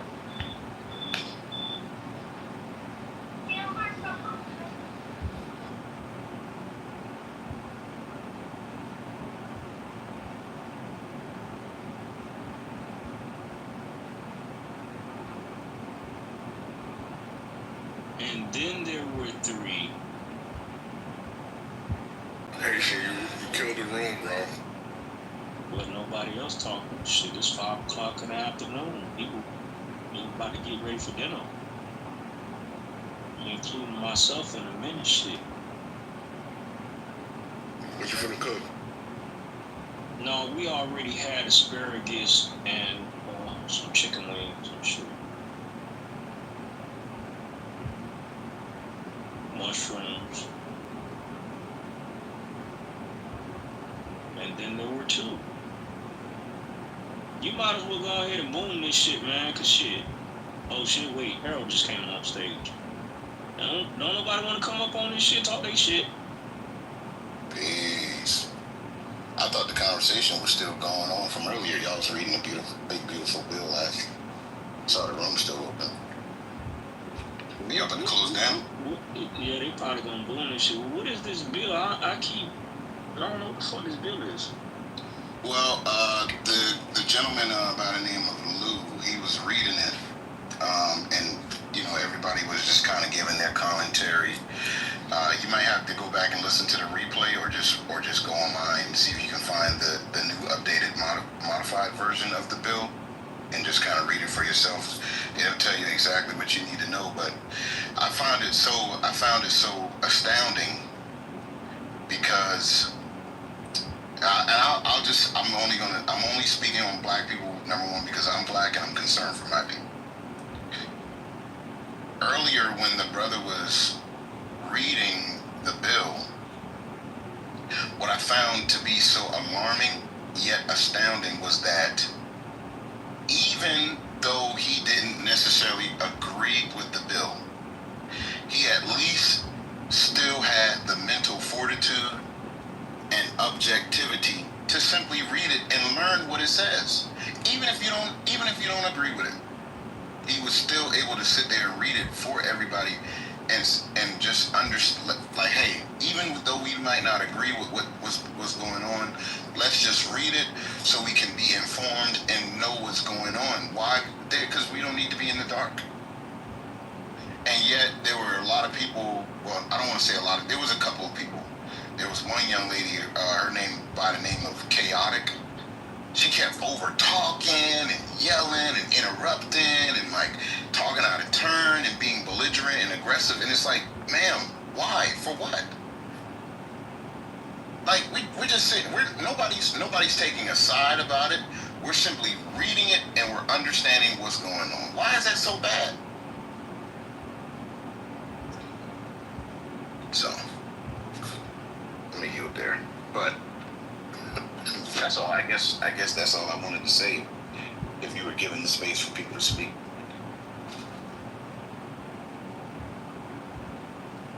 Yeah, so out of the loop at this point, I just figured like y'all gonna figure out do whatever the fuck y'all wanna do, cause shit, man, I don't own this country. I don't own this shit. Like, I don't know. All right, guys, I gotta go to my kids. It's 5 o'clock. I gotta go to my kids. So I don't know if y'all gonna boom this shit. Wait, there's only yeah. I'm going ahead and boom this shit, man. I'm gonna catch y'all ass some other time. Let's see how the fuck you end this shit again.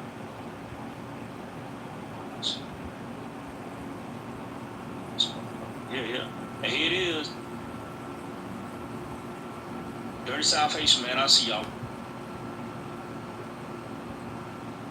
Some of the significant others, wives, girlfriends, whatever the case may have been, children, that all rejected this truth. But the only thing that we can do to show them a better example on how to live a godly life is to do what I said. You gotta walk the walk, friends. But that's not gonna be a guarantee that they're still gonna come in. Because, you don't know. The Lord may never put it on his spirit to actually work. The only thing you are in control of is what? Your own actions. Right? Yeah. And then I have an 18-year-old daughter as well. And, he was helping me to kind of help her. And, he got upset with me because I told her she couldn't come to the gym with me anymore unless she wore a skirt. And, he was kind of like reprimanding me because I said, it's an abomination. And he's like, how could you call her an abomination? I'm like, that's not what I meant. I meant wearing a skirt and so he was like, oh, he's very defensive about his sister. And she doesn't live with me either. So it's kind of hard, because they were like all I had, Well, guess what, guys? When you go into the school, there's a bunch of little sisters in there that need guidance. There's a bunch of young girls that need help. and they want help. You know, the scripture says what we lost, we're gonna gain 100-fold. You know, we're gonna lose. We're gonna lose kids. We're gonna lose, you know, daughters. We're gonna lose sons. It's gonna happen. You know, and that's the. Give me that second address 7 and I think 56. Can y'all hear me? Yes, sir. Second address I think it's wrong. Let me find it real quick. I think it's 56.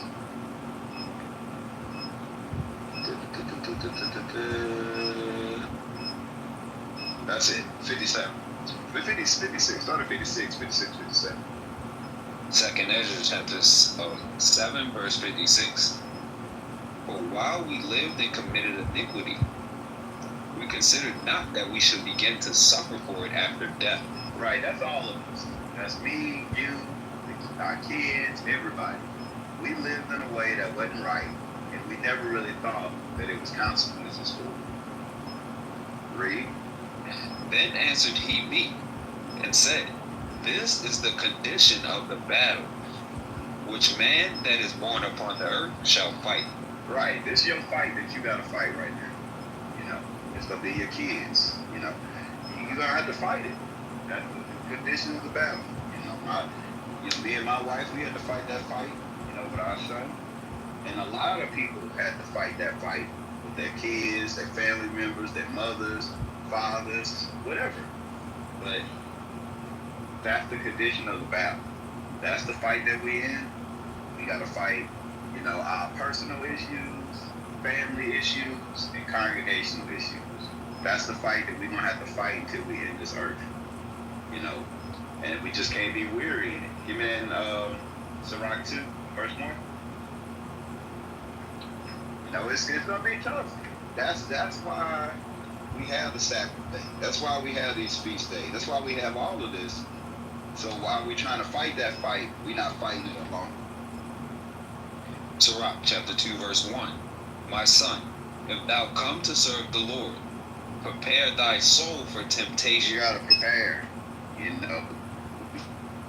Find out this great news of who we are, you know, what God requires of us, we find it, and then next thing you know, we get hit with a lump here, a lump there, a lump there.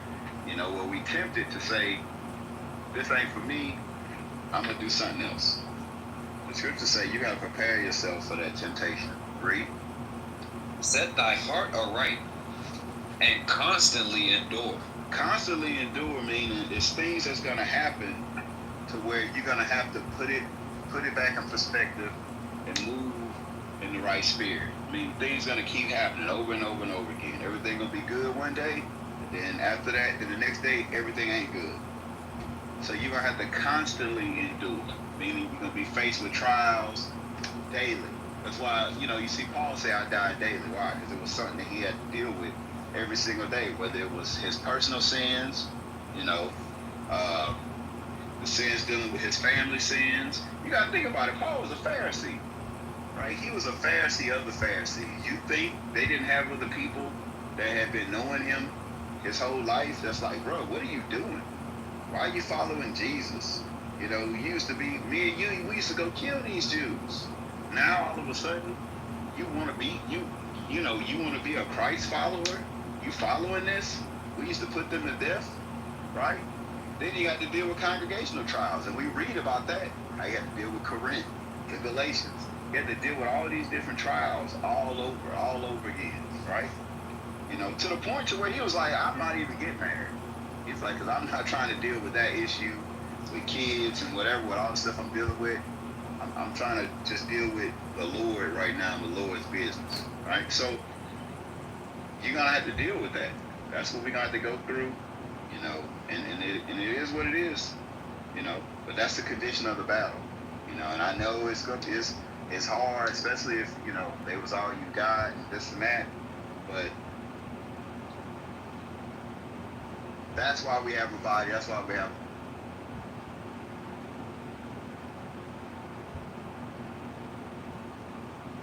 Never by ourselves, you know. I don't know what school you congregate with. Atlanta. Okay, so that's a huge school. So it's always something to do there. It's always Yeah, I love my always family. doing something, right? So that's what you got to do. You have to come to the realization that the only person you have a say over if they repent or not is you. You know, that's it. Give me that in Ezekiel real quick.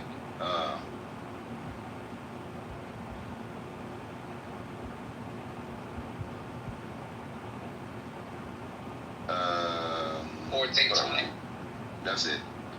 So no words in it. Yep. Ezekiel chapter 14, verse 20. Though Noah, Daniel, and Job were in it, as I live, saith the Lord God, they shall deliver neither son nor daughter. They shall but deliver their own souls by their righteousness. Right. All you can do is deliver your own soul through your righteousness. You can't live a righteous life for your son is gonna make it, or your daughter's gonna make it. You can only deliver yourself, and they can only deliver themselves. Right? You know, some people use the scripture and they'll say, well, it ain't no Jesus, remember, because Christ can't die for somebody else. That's not what the scripture talking about.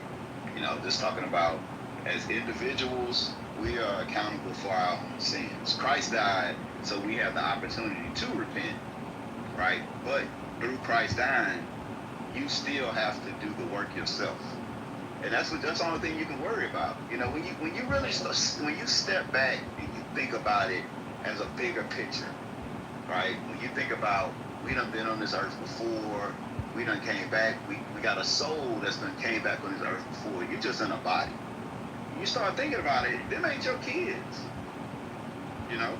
If you really start to think about it, them God's kids. Them ain't our kids, you know?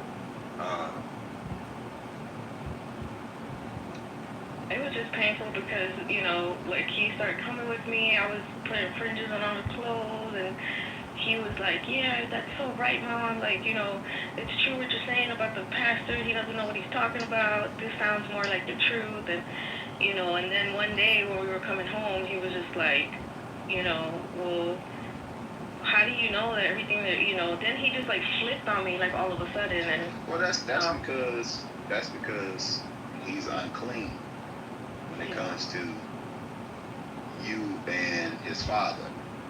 You know, his father is like, well, what about this? What about that? What about this? What about that? And then he's hearing that, and that's where the doubt comes in, right? Sometimes people got to experience life. They're going to have to experience life. You know, they're going to have to go through stuff themselves before they realize that's just the way it is, you know. Some people, they say, like, there's no such thing as discrimination and this and that. It's like, okay. Well, matter of fact, go buy a brand new car and park it in front of the door with your new job, and you tell me if there's any such thing as discrimination. Let your coworkers know where you live at, the nice big neighborhood, nice big house you live in, you know, the swimming pool, gated community, and find out if it's a thing as racism or not. Sometimes people got to go and bump their head and figure it out for themselves, you know, and that's why it says, you know, when they're older they want to depart, because they may leave, and then they start to figure out this ain't the way. This ain't working. You know, the thing about us is we already lived that life, and we already know there's nothing else out there better for us. We know the choices that we got. We know what's there and what's not there. So we already know this. So we like, nah, this ain't what I want to do. I don't want to live like that no more. It's not worth it. We already know this. The kids don't know it. They like, so you mean to get the dad probably saying like, so what? You're not about to do this no more. You ain't about to do that no more. You ain't about to, you know, have this and that. And he thinking like, dang, you know, it was right. So you can't be worried about that. All you can do is pray. And I tell people, you know, sometimes you got to make sure you're praying for the right thing. Because, you know, a lot of times we pray, oh, I pray that they wake up. I pray the Lord shows him the way and this and that. Sometimes, read Hosea chapter 5, verse 15.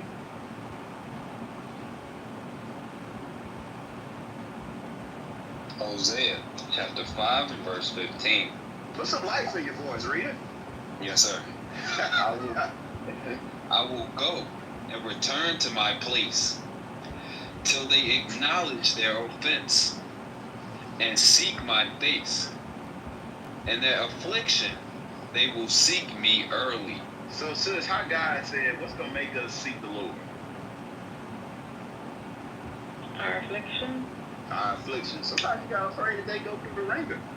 Sometimes that you got to pray that they go through so much stuff, the only path they see is the path of the righteousness. You know, sometimes you got to ask the Lord, hey, look, hey, afflict them. Put your affliction on them, so he got to turn to the Lord, because that's the thing. Everybody know this. Before we were believers, you know, we didn't call upon the Lord until we was going through something. And then when everything was good, we didn't know who God was. God? What you mean God? I'm the one that got this promotion. I got this. I'm the reason why I'm making this much money, because of the work that I'm putting in. This, that, and the other. And then soon as you get a review, and something happening, and like we about to start downsizing, and all of a sudden you know God again. Lord, I know you was the one that got me here, and if you was to, you know, help me out in my time of trouble, then, you know, I'm going to make sure, and we go to God. So sometimes we got to pray for stuff like that. You know, the scriptures say we ask, but we ask amiss. You know, we want stuff to just be good and great and bubbles and hot air balloons and teddy bears. And that's not what God say the thing that's going to bring us to, you know, is that affliction. That's why he put us through these curses. He put us through these curses, so we like, man, this is not the way to go. I don't want to go through this. Some people like being slaves, you know. You see all those slave movies where people told, you know, some people like being a slave. Sometimes we gotta go through affliction to get us to turn to the Lord. So that's all I can say. You know, I mean, you can't let it stop you from getting into the kingdom. Because like I said, them not your kids. Some kids belong to the Lord. You know, and just like with you. And you know, I don't know if your parents still alive, but you know, if they are, they probably saying to themselves, I don't know what made her decide to change and start doing this and follow this coat and this, that, and the other. I wish she don't want to keep Christmas with us in this. You know, they saying the same thing you saying. They are. Exactly. They saying the same thing, and you had to make your decision, right? I did. I got my dad to stop eating pork. And then my mom came from behind, like, she don't know what she's talking about. Pork is the healthiest food out there. I'm like, Mom, it doesn't have anything to do with that. So what I'm saying, sis, is that he gotta make his decision just like you made your decision. Yes, sir. You know, and you can't. What you gonna do? You gonna sit around and cry all day? You know, you gonna be like that woman on 12 Years a Slave sitting outside the house just crying. Leave me alone. That's how I feel. Cry. Like you can't, because you know what? That's not, you know, sorrow of the heart can bring death. Yeah, for the past year, that's how I've been, because you can't be like that. You're supposed to be in the joy of the Lord, sis. You don't find out you're an Israelite, that Christ only died for you, and you sitting around here sad. You can't worry about that. It may be in the books for your kids not to make it, and you got to be okay with that. Just like you okay with you being an Israelite and Christ only died for you. You okay with that? We got to be okay with everything, and that's our test, right? That's the battle that we in right now, you know. And that it is what it is. Sometimes you just got to just shake it off and say it is what it is. I understand. I get it. It sucks. It sucks because with kids, sometimes you love your kids more than you love yourself. I'm sure most people know what I'm talking about if you got kids, but it is what it is. You know, we gotta take the good and the bad of this whole thing, because it could, even if you wasn't an Israelite, you could still deal with a kid that want to live their life a certain type of way. You know, and you gotta deal with it. Ain't nothing you can do. You gonna sit around and cry all day? There's nothing you can do. Everybody gonna have to live their life just like you had to live your life, just like I had to live my life. We all gotta make our decisions. So just like what we read before, you just have to be that example. You know, you can't be a hypocrite. You know, you up here, you saying, you know, yeah, I repented, but then you come over to the house and you can smell weed. You know, like, yeah, I repented, he drive by and he see your ex-boyfriend car in the driveway. You know what I'm saying?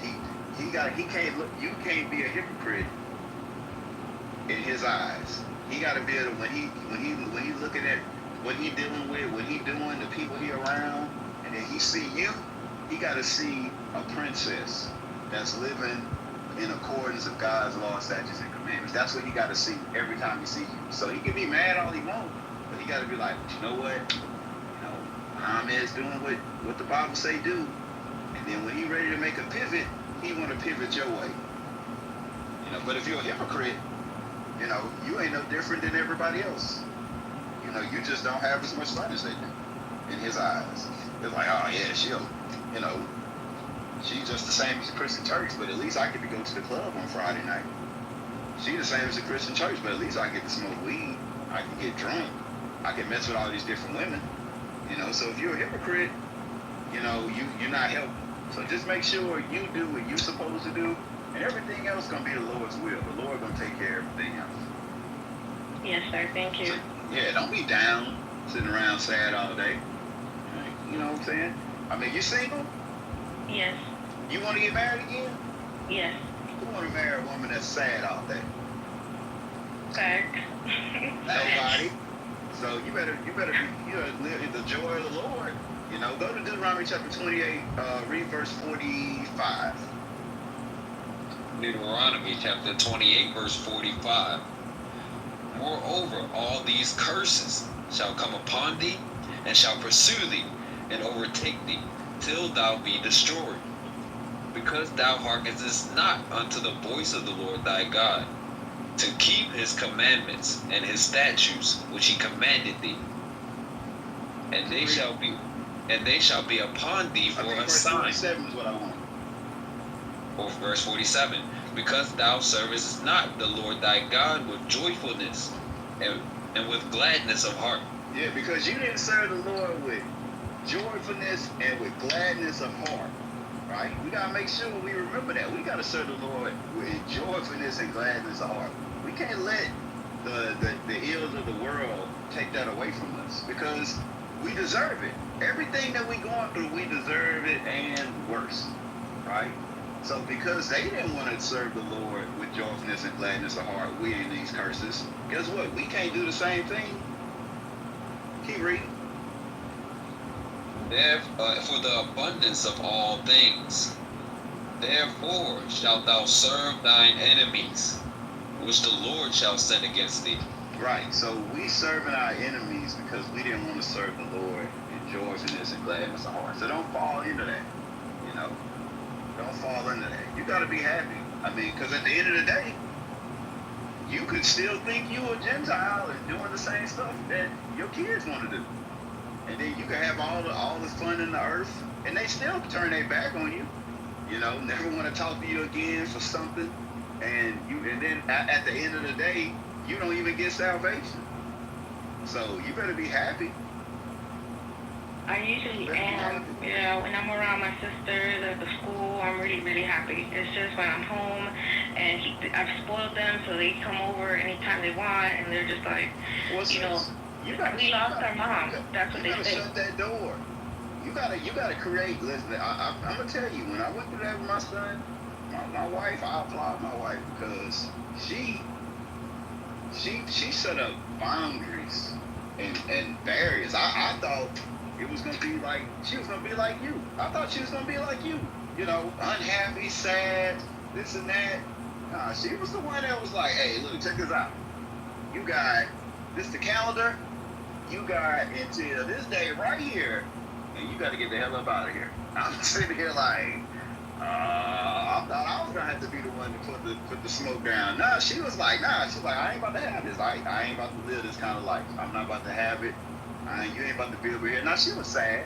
You know, I'm not gonna say she was just jumping out the box happy. She was sad about what was going on. She loved her son, loved him to death. But at the end of the day, she loved God more. You know, and it hurt her to her heart to do all this, but she did it. You know, and she set up boundaries. Like, you just can't just be coming up in here, coming over here. You need to wash your clothes, this and that. Like, no, this is the life you choose. You know, figure it out. All praises. Thank you. So, yeah, you got to do it, sis. You got to set boundaries. They can't just come in and impose their sinful lifestyle on you to where it make it hard for you to detach. So you can be happy, but they don't care about you being happy. They said they want their mom back. That all I talk is IUIC and all I talk is. They want you to be in sin with them so they can feel good about their sin. Like, nah, this is who I am. You know, this is who you are. You gotta be like, nah, I still am your mom. You know, I just want better for myself. I want to live the way the Bible tells me to live. That's that. Yeah, thank you. I appreciate it.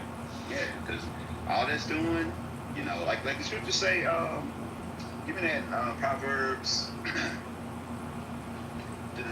Is it 12:26? Yes, sir. Proverbs chapter 12, verse 26. The righteous is more excellent than his neighbor, but the way of the wicked seduceth them. All you doing is getting seduced. That's it. The more and more and more you hang around, all it is just going to seduce you. And when you're going through a trial, it's just going to make it that much easier for you to walk away from the truth, for you to walk away from the scriptures. It make it that much easier. You got to set boundaries for yourself, you know. And then while you at home, hey, you know, that's you know, women different than men. Men, we gonna find something to do with each other. We gonna hang out. You know, we go to camp, we do this, we do that. Y'all sisters gotta figure something out. So y'all ain't just sitting in the house. Well, how that song was, I'm getting tired of being tired of your ways. Haven't come home or even call me. Y'all gotta figure something out. Sitting around waiting on you, cause staring at these walls is all I do. That's y'all sisters be like that. I'm sitting, baby. Chicka. Y'all gotta figure something out. Y'all gotta go hang out together. Y'all gotta work out. Y'all gotta start sewing. Pick up a hobby. Learn how to make dresses. Learn how to make garments. You know, take a cooking class. Y'all gotta figure something out. Y'all gotta do something to take your mind off the world. I've done all that. And as a matter of fact, I went to Zumba yesterday and I was crying as I was working out because that's how much it was bothering me. But I think that my sister in the truth telling me to come and, you know, get counsel, that I really appreciate her for that because it's really opened my eyes when you shared these scriptures with me and just, you know. Yeah, but y'all got to do stuff together. Like, you can't just be an out there individual Zumba, you know. Go with the be around. That's the thing that irked me about women. I don't get it. Y'all need to be around each other. Y'all need each other. You know, because men, we don't understand y'all. We just think y'all crazy. I'm just being honest, you know. These women crazy. That's all. You know, these women crazy. We show up for an event. The women be like, "What am I supposed to do?" What you mean? What you supposed to do? Pick up the phone and call your sisters and have somebody come pick you up and y'all go hang out. Do what I'm about to do. Just do it in reverse.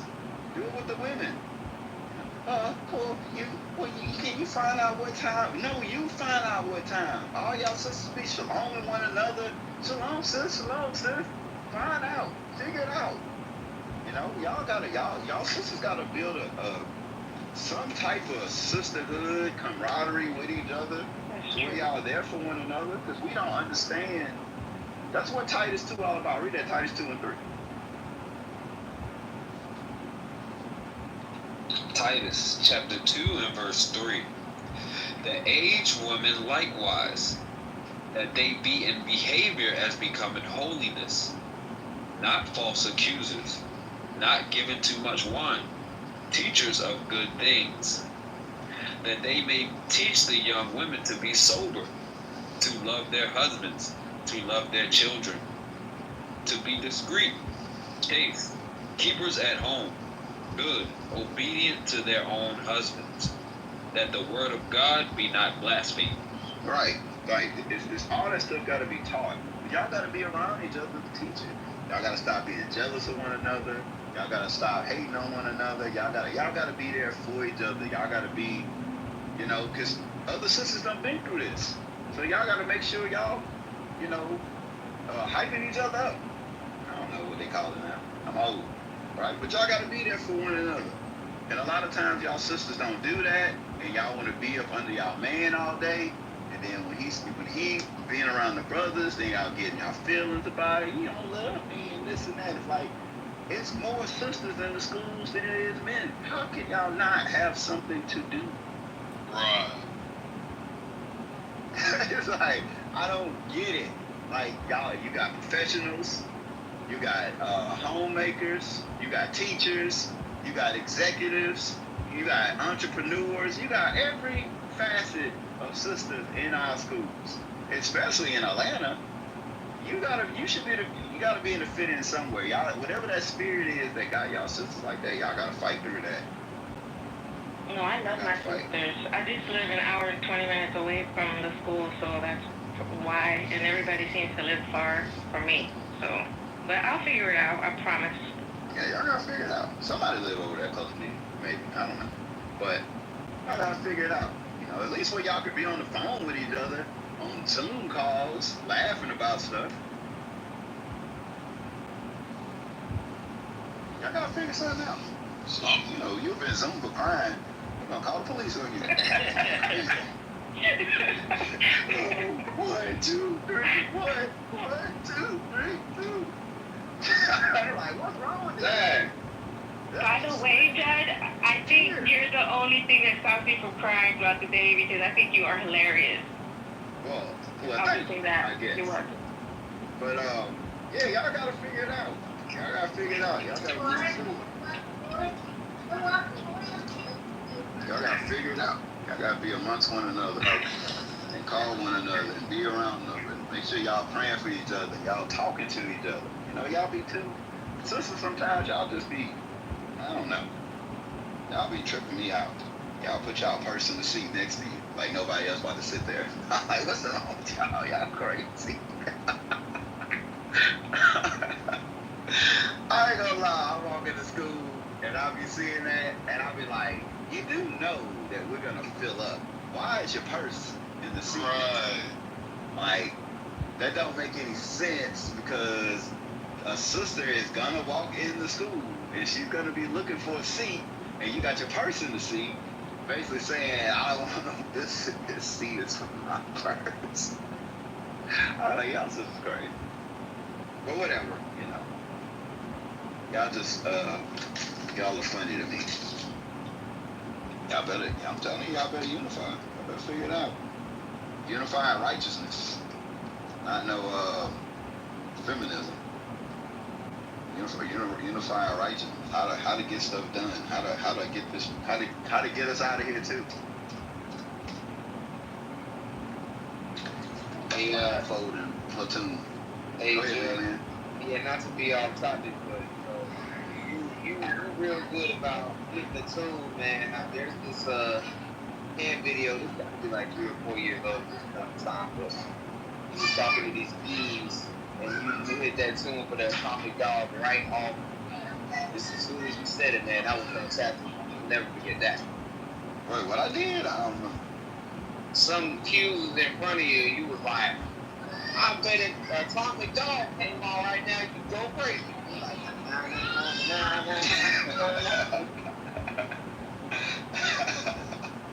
yeah, I used to want to be a Q until I got checked in the union. And I was like, man, I will beat your ass. You crazy. You ain't going to talk to me like this. You in my city. You ain't even from here. And I was like, nah, this ain't for me. I'm definitely not a follower. Not that kind of follower. Nah, yeah, I can't do it. Couldn't never. Yeah, I couldn't do it. We wasn't even online. I went to the little stupid informational meetings and stuff, did what my homeboy told me to do. He's like, yeah, just ask some questions, do this, just make yourself seen in there. I'm like, all right, that's what's up. And I'm in the union. On Southern University campus. This dude started talking crazy to me. I'm like, you want to fight? Like, what are you talking to like that? And they was like, nah, bro, that's on such and such, man. You know, I said, bro, I don't care who that is. This dude crazy. He's from California. He ain't from Louisiana. You can't go talk to me like that. In the city that I was born and raised in. At that moment, I knew. This ain't for me. Like, nah, I'm not about to get paddled by another man. Not happening.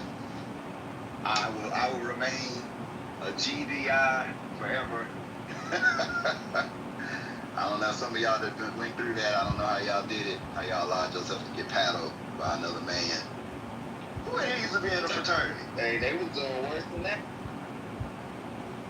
used to be solo size used to be in the fraternity. I could tell. He seemed like he used to be in the fraternity.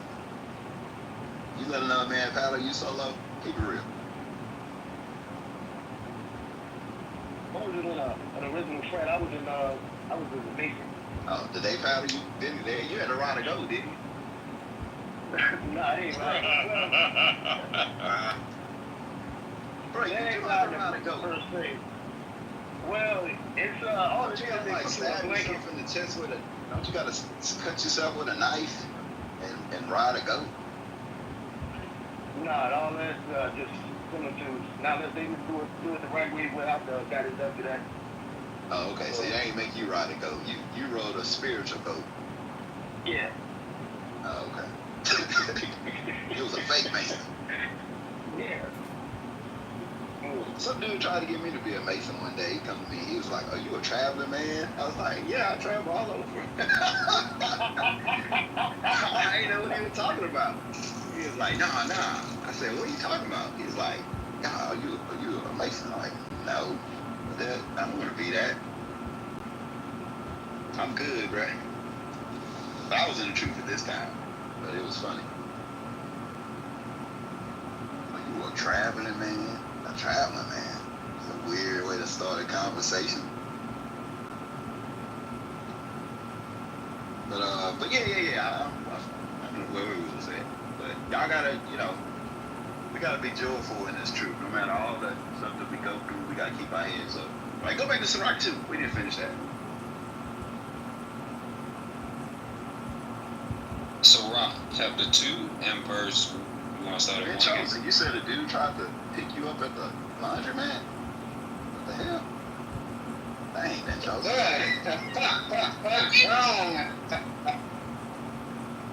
What you told him? I am a boy. Go ahead, read that. Do I start at verse 1? Yeah. You start back at verse 1. Sirach chapter 2 verse 1. My son, if thou come to serve the Lord, prepare thy soul for temptation. Set thy heart aright, and constantly endure, and make not haste in the time of trouble. Cleave unto him, and depart not away, that thou mayest be increased at thy last end. Whatsoever is brought upon thee, take cheerfully, and be patient when thou art changed to a low estate. Right, so, and just to be honest with y'all, this not even a hard tribulation right here. Losing a kid and stuff like that, that ain't even a real deal tribulation. Wait until you start losing your house, losing your, your jobs, losing, wait till that tribulation start coming. Wait till they got you in the back room saying, "Hey, listen, I want you to go in there, I want you to do this and do that, and make friends with them so we can find out what's going on in their organization." Wait till that tribulation comes. Like, people, be honest with you, like, people stop talking to their kids every day. Right? And that's just the truth of it, especially as black people. We'll stop talking to our parents over nothing. It'll be a spades game, disagreeing. Like, why y'all don't talk no more? Well, it was December of 1997. And they say I reneged, but I didn't. So I say I ain't never talking to them again. Like, people don't stop talking to their parents for stuff that don't matter. Just to be honest with you. I mean, it's parts of my family I remember we didn't talk to, and I don't even know why we didn't talk to them. I just followed the script. It's like, we don't talk to Dale. Like, why not though? Like, what did they do? You don't ever see them until a funeral, and you don't even know why you don't like them. You a kid, and you just like, your parents don't like them, you don't like them. We don't know why. I don't know what happened. That happened every day in the black family. So, not to downplay it, but I'm just saying it's just the way it is, right? So you gotta make sure you constantly endure, and when times of trouble, don't be dismayed. Keep reading. For gold is tried in the fire, and acceptable mint in the furnace of adversity. Right. So to refine gold, you gotta burn it. You gotta melt it, And when you melt it, all the dirt rise to the top, and you got to sift that dirt off. So that's why you're going through what you're going through. You know, the Most High is trying to make sure you worthy of entering into the kingdom. Are you worthy to enter into that rest with Christ? Are you worthy? Or is it you going to pick your kids over the Lord? Are you going to pick your job over the Lord? Are you going to pick your personal finances over the Lord? He's trying to see, are you worthy? Right? That's the condition of the battle that we in. And it may not seem fair, but when you think that we deserve to be dead, I think it is fair. You know what I'm saying? We the ones, we crucified Christ. We said, free this criminal right here and kill him. That's what we did. We did that. We made that agreement. You know, we the ones that in the wilderness with Moses, we said, hey, all these things we gonna do. And he threw blood on us. He sprinkled blood on us. It's like, okay, bam, that's the agreement, and we broke it. Then we put Christ to death, and we was like, hey, well, put it on us. We did it. Put the blood on us. Hey, Pontius Pilate was like, say less. It's on you. Hey, he said, put it on us and our children. That's what we said. You know, it's like, hey, if we did it and make our kids accountable for this same thing. So we don't deserve the favor that we got. We don't deserve it at all. So it's a fair deal. You know, like what Lil Wayne said, it's hard, it's cold, but it's fair. You know, it is. It's cold, but it's fair. Because we deserve far less than this. So we just gotta endure and make the best out of it and just smile. You know. All right, that's all I got. Give me my mic.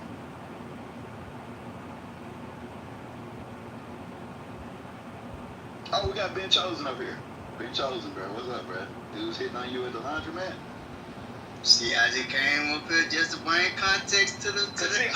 I heard that that's a place. You know, I just heard that that's a people. You know, laundromat is the spot. It has been a lot of R&B video shoots in laundromat for some reason. I don't like know that why. Alicia Keys video. You know, but be careful, bro, in the laundromat, man. Hey, you know what I'm saying? Hey, but no, that was not the case. It was in reference to what you was.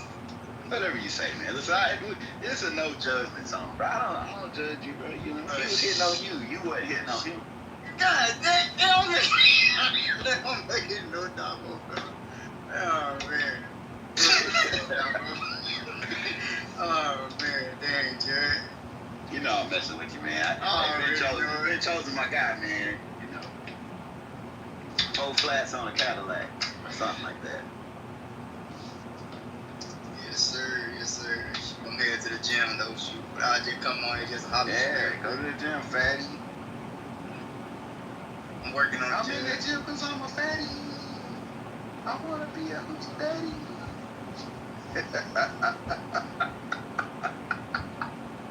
I made that up right then and there. It's like a freestyle, you know. Wait, for a long time coming up to gym. Yeah, man, it just happens, man. It happens. All right. I mean, we got nobody else in the room want to come on the stage. What's going on here, man? I don't know. Did we talk to Princess? Kadara? I don't know if I'm saying that right. Marie, you all right? Shalom, sir. Yes, thank you. All right, all praises. Shalom, sis.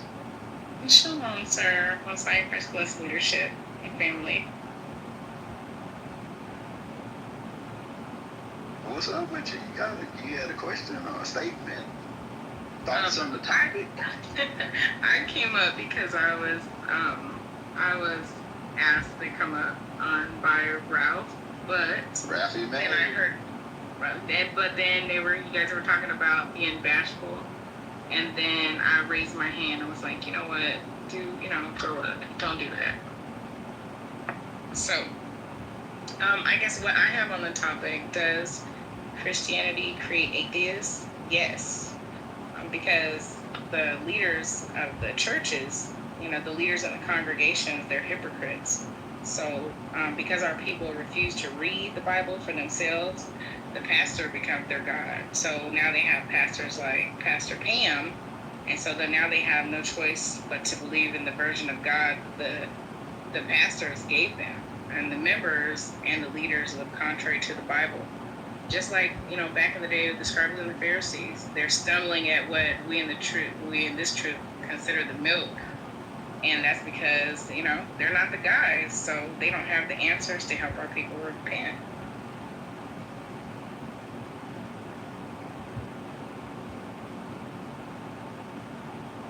You're absolutely right, sis. There's a judge on the phone, man on the phone, Robert on the phone, everybody on the phone. Man, but yeah, you're absolutely right. Just like what Christ said today, they strain at a gnat, because they don't, they don't know how to deal with the weighted matters for the Lord, Yeah, it's strain at the gnat. So yeah, you're absolutely right. Absolutely right.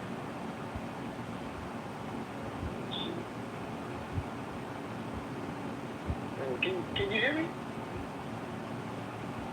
Yes, sir. Oh, okay. Yes, sir. Yes, sir. We got quiet. I was like, oh, wait a minute. What's going on? All right. But yeah, damn, everybody on the phone? Jared, man. Tim Chosen, Yokina, Ralph, everybody. Hey, I don't know if you can hear me. To what the sister said, can you hear me? Yes, sir. Shalom, shalom. Hey, shalom. Messiah Christ bless you, sir. Yo. Shalom. Yo. Hey, shalom, y'all. Uh-oh. Showing up an apple a day, huh? Yeah, man. Sometimes I be saying I don't know, but I be knowing the whole time.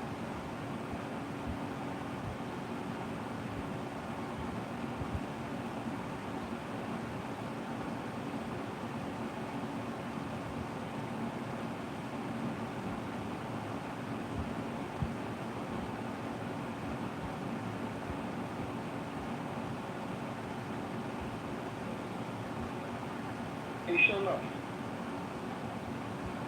Yo. Yes, sir. I'm sorry. What was that you said? Because my son was talking to me. Something going on with him. What was the last thing you said, sir? I'm sorry. Nah, you good, bro. Sometimes I say I don't know, but I be knowing the whole time.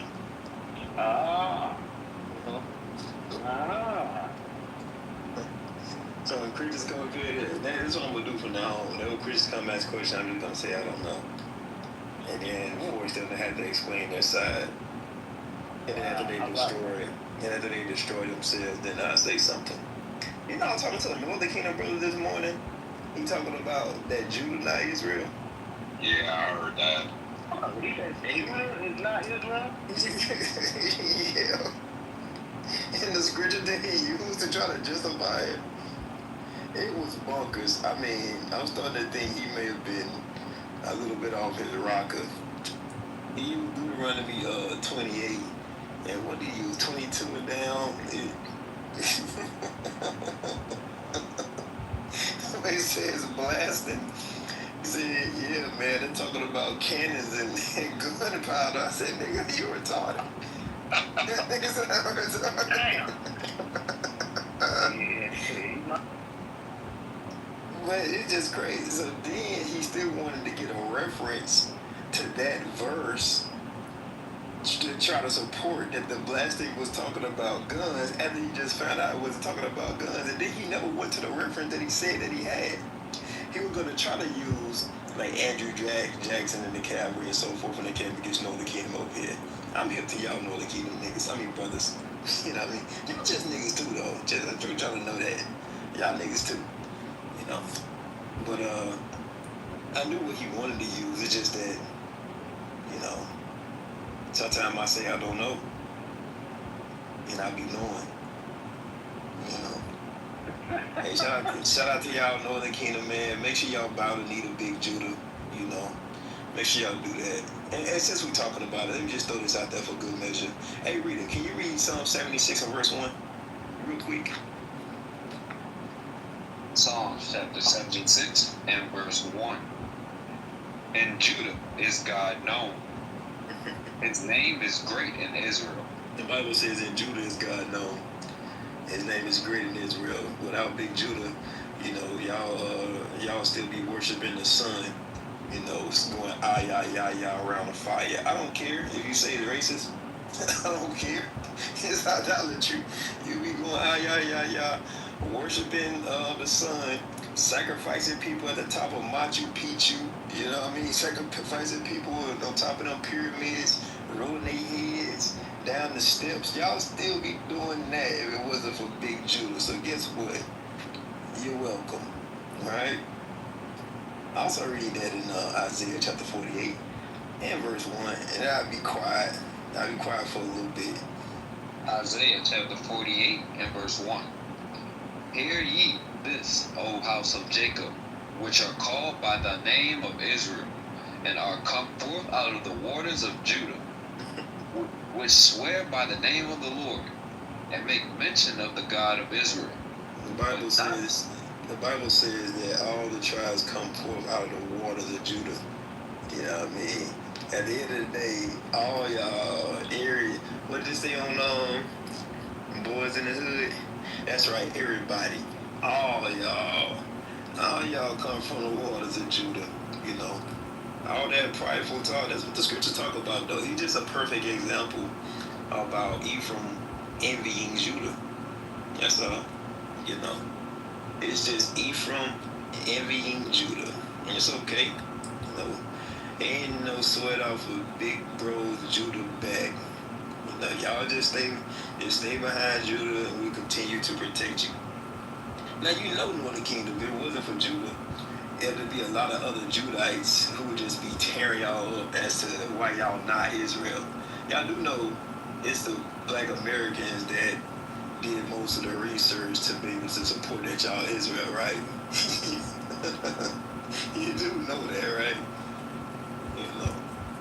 If it wasn't for Judah, you wouldn't even know who he was. And it wasn't for the righteous Judites, the other Judites would be tearing y'all head off right now, talking about how y'all hate Israel. So once again, you're welcome. Last one, what's that? Deuteronomy 33, verse 7. Let's hear that. Deuteronomy chapter 33 and verse 7. And this is the blessing of Judah. And he said, Hear, Lord, the voice of Judah, and bring him unto his people.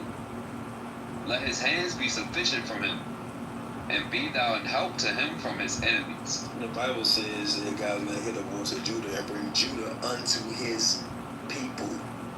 Right? Y'all learn from Judah. Everybody. Right? Listen to the smart apple. The apple is speaking. There's a funny PTR, man. I don't know where you come across stuff, man, but it's funny as hell to me, right? The Bible says, the God's gonna hear the voice of Judah, and Judah's gonna be the one that be brought to his people. I ain't seen no Mexicans going around the country and so forth to start teaching who the Israelites are first. I ain't never seen that. I never seen so-called Mexicans going out the country first to go teach. They're scattered across the world. I ain't never seen that. I seen Judites do it. I seen Judah do it. I done seen Benjamin do it. I seen Levi do it first. And we do have a lot of mighty Northern Kingdom brothers and sisters, to include the mighty Deacon Yahshua. But that movement, that level of understanding coming out, right, to be able to refute Christianity and show who God's true chosen people are. That started with Judah. They were Black Americans right there, so. Y'all can hate it. You can hate me now. But we won't stop now. Take that, no Diddy. Take that, no Diddy. Wow. Hey, man. Y'all tribes, bruh. A lot of y'all tribes be getting uppity. You know what I mean? Y'all some uppity niggers. Ain't that what they say? Y'all getting a little uppity when you want to try to come against Judah. Now that really is Bible, you know what I mean, about the envy. That's true.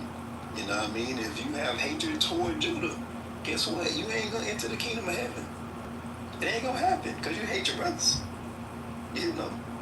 So I mean, y'all, if you in that Northern Kingdom only camp, which is ridiculous to me, but if you're in it, you know, first off, I think you're a little slow if you believe that, right?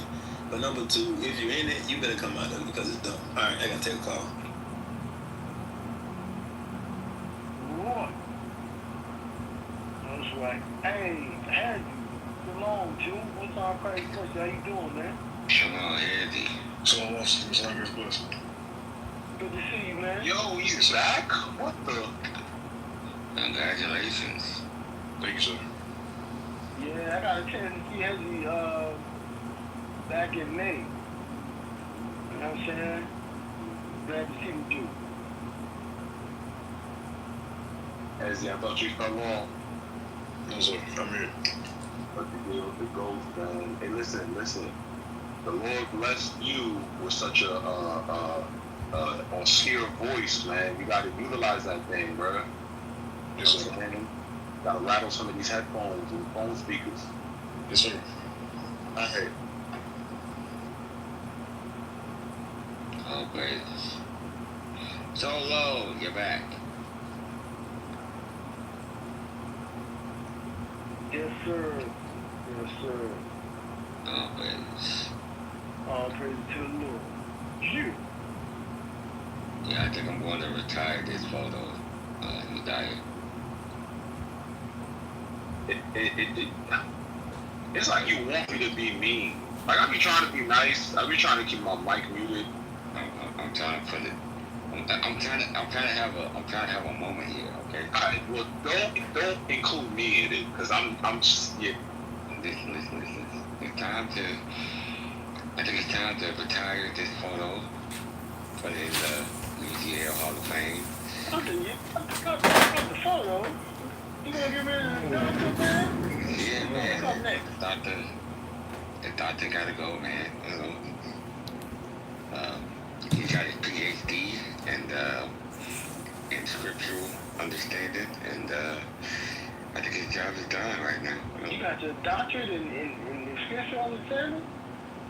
Yeah, man, and it's been beautiful, you know, prescribing these people with the medicine, and yeah, I'm just gonna leave it at that. So y'all say goodbye to Dr. Ralph. We will until we meet again. Thank you. Well, what just happened? It sounded like a very emotional moment just now. What happened? You're welcome. Sound like you said, "Tell me meet again." What's happening? You know, I kind of just by you saying that, it just made a tear come to my eye. Who left? Was it Uzziah? I hope no. Solo? Unfortunately, no. He's still here. Been chosen? No. Because you're talking right now, has he? No, he's all right. How about Yochanan? No, he's Ben Eliah? Nah, I don't know. Show enough was up here. Oh, you were saying that. Oh, okay, you're saying that about Shana. No. I'm saying about Dr. Ralph. Dr. Ralph has officially retired. Oh. He's going to the UGL Hall of Fame. Hey, who inducted him? You're welcome. Who inducted this Dr. Ralph into the UGL Hall of Fame? Who did it? I just told you. Oh, you nominated him? No. You're welcome. That's it. Hey, yo. Okay. Yeah. Pleasure. Hey, but look, check it out. He said that this guy, he has a doctorate in spiritual understanding. I'm still trying to finish my associates. I got a doctorate. Damn. Hey, yo. Hey, Ralph. Oh, you talking about you, Ralph? Oh, you talking about that, Ralph? Oh, you. Yes, yes. I got a PhD. The picture? Yes, I got a PhD in scriptural understanding. Yes. Whoa, that's pretty high accomplishment right there. Yeah. Went to law school. How long you been? 8 years. It's been great. Law school, man. I learned that. Law school? What the hell going on here? You said law school, doctor. One of the ladies are waiting, ain't it? Dang. Yeah, law school. You know, you got the book of Genesis, Exodus. No. You finished all that coursework. Yeah. Those are laws. Yeah. So, you know, y'all get what I'm saying? Y'all get what I'm saying? Yeah. You know, somebody said Dr. Webb will be remembered. Wow. This is a pretty amazing conversation. This is very amazing. I'm sorry. Hey, listen. There wasn't nobody up here, so I wanted to keep the stage going. So, my bad. Y'all go ahead with y'all. What? Hold on. No, don't go nowhere, Ralph. Don't leave. It's about to get emotional again up here. Please leave.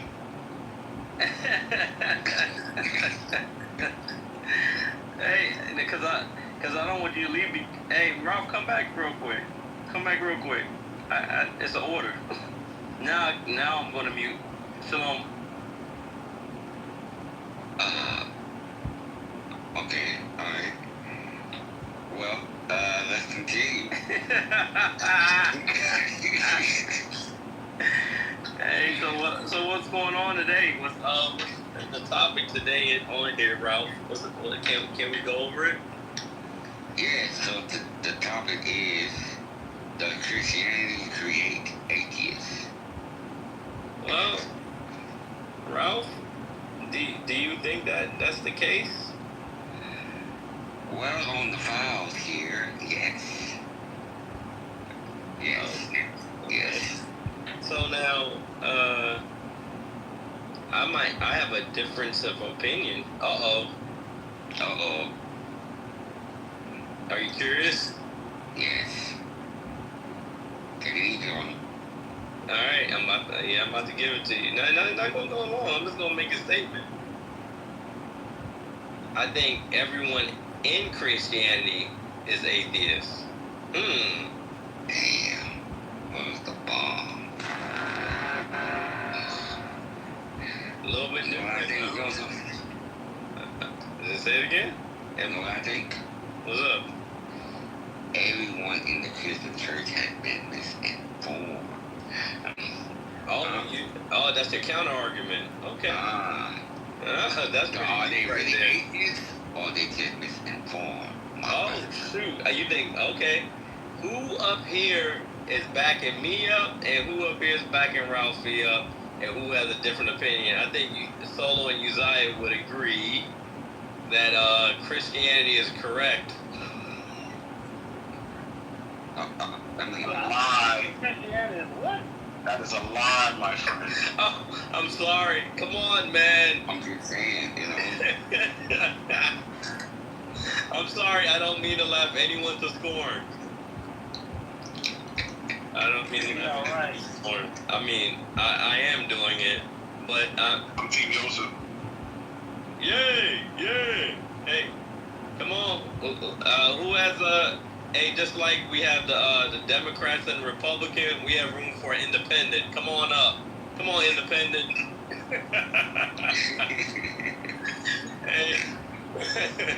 Hey, if any Christian in here, any Christian in the building, any atheist in the building, come on, bring up your strong reasoning. We're willing to hear you, and we're not being facetious. Well, we're not. What does that mean, by the way? I heard that. That means we're not being fake and keeping okay. You know, I'm not being fake what I say. Okay. Because this is our real position. You know what I'm saying? Yeah. Come on up. Come on, y'all. Stop playing games. Yeah, see, we got someone, No Slime. What's going on, No Slime? What's happening? if you have an issue with your mic, just Ralphie, you got it from here. Mute, unmute, that kind of thing. Yes, sir. You just hit the bottom right hand corner. You may have to leave and all that and come back and all that stuff. Yeah. All right. Yeah, be careful. No Salon. What's up, man? You there? You might have to reset it. You said no slime, like Slimer from Ghostbusters? Yeah. Hey, son up, we're glad you came back. We putting out a poll to get people to come up to pick a side or come up with their own side. And here's what we said. I made a statement, a very aggressive statement that said that I disagree with Ralphie, and I think that all people in Christianity are atheists. And Ralphie's position is that in Christianity they're just misinformed. So I opened up the platform for anyone that wants to join Team Yosef or Team Ralphie. I propose. Wait. Hold on, Ralph. I propose to add something else to the ballot. Thank you. Independence. Come on, let's. All right. Christians are retarded. Whoa. Hey, how could you get any worse than that? Hey, look, we got another one on the ballot. Radical. Yeah, that's a radical. He's a far left. Right. Wait, Joseph. Yeah. You forget the best part of what I said. What'd you say? The Christians are they misinformed? Or are they really atheists, or are they misinformed, my brother? Oh, my brother part? Because I thought I said. Are they really atheists, or are they just misinformed, my brother? Okay. You're welcome. Yo, what's happening? Where are we right now? Yeah, I don't know, man. I guess I just didn't say it cool enough for Ralphie. I'm sorry, Ralph. I didn't represent your team correctly. All right, we got some votes. We got Team Show Enough. He got a few votes. We got Team Yosef with 1 or 2 votes. All right. Ralphie, come on. We got put in the chat. So I was the first one on the ballot. Let's do numbers. For Yosef, put 1. Oh, no, we got to put... No, stop. Don't put 1. For Show Enough, put 1. For Yosef, put 2, since I'm in the middle now. Ralphie, put 3. And if you have something independent, please post that in the chat. All right? Come on, let's drop it. 1, 2, and 3. 1 is Show Enough. 2 is Yosef. 3 is Ralph. I'm not going to get any votes. I'm what you call it, libertarian right now. I'm in the middle somewhere. Damn. Hey, I'm about to leave team 2 to get to team 1, man. That's messed up. Hey, Sean, how you gonna come in here and steal my shine, man? Damn. Oh, man. I'm about to vote for team 1. Damn it. Wait a minute. Are you not seeing it? I'm winning. Oh wow. Hey, those that vote for Ralphie, we're watching you. The ones that say 3 are Christians, though. Oh man, hey, for anyone want to come up and debate your cause, please come on up. Yeah, come on up. And you can't retract your vote. If you retract your vote, we're coming for you too. All right, we know you took your vote back. All right. Okay. Hey, I'm just curious to see if I got at least 1 vote. Oh, look at that! I got 1. Oh, I got 2 votes. Oh, that's I appreciate y'all, my sisters. Hey, thank you. I appreciate y'all. But I'm leaving the party. I'm sorry. I'm going to team 1. Oh, dang. Yeah, if you tired of the people that put your vote on the ballot been all up in your videos. Come on over to Team One. The snotty tooth. Come to number 3. Okay. Alright, so let's see, I'm gonna invite some people. I tried. You gotta see. You gotta do like how I usually. You have to call people out that you're bringing up. Like Jaleesa, for example. She need to come up here. I don't know why she's playing games. David, Ed, Yacht Shack, Mo, Hope, all them down there. Yeah, I invited Justify yourself on the stage. I invited Prince, Chris, Hope, oh nice. Yeah, oh nice. Or maybe we could do it like this, because some people, they get a little stage fright, So first of all, one thing I want to put out there, I don't really believe every Christian is retarded. It's a joke, y'all. Don't be scared. You know what I mean? I'm joking when I say all Christians are retarded. Now, some Christians are retarded. Yes, some Christians are retarded. Right? Some people are just misinformed, and some are actually atheists. They just there because their family members go. They don't really believe. I 100% believe that. I'm not saying every single Christian is retarded. Now, we do got some new people at the bottom, and this is what I'll put out there. All right, let's say that you're not comfortable coming on stage, that you're somewhat scared or you're just uncomfortable, and you heard us say some things that you don't agree with, right?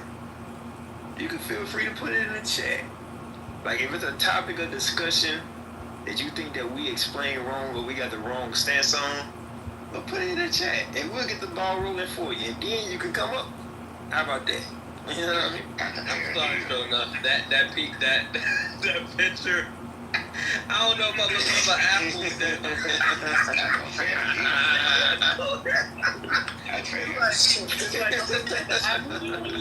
Set me up, bro. Shoot, bro. That joint, I don't know where you find that joint at, but that joint is very presentable, man. Look at the shoes. Yeah, them shoes are legendary. Look at the shoes, man. The shoes are very welcoming, man. You know what I'm saying? The shoes on point. So y'all can, y'all can feel free to go. Go ahead. I was gonna say, he's standing like the fight like that's you. Right. Yeah, man, I'm trying to get them ties up out you. You said, why did you have your picture up? What happened? Nah, so it was him, but I guess he found the magic recipe in order for this image to be created. It was done through AI. Oh, AI. Okay. Yeah, so he probably came across the same post that I came across. Created the image. Okay. I'm picking at you side, man. He probably was messing with me, but I didn't have the opportunity to say anything. I was gonna say something though. Yeah, man. So I think it's Jaleesa. She seemed like she's new to the room. I did send you out the invite, sis. I got just a question in general. Just a sidebar from the topic. Does Christianity create atheists? Would you classify yourself as a Christian? Because what I do. The U.S. keeps growing, but the reality is, and then a lot of the wealth that was being generated was actually going more disproportionately to some of the immigrants compared to old stock Canadians. I'm an immigrant. I'm not an old stock Canadian, but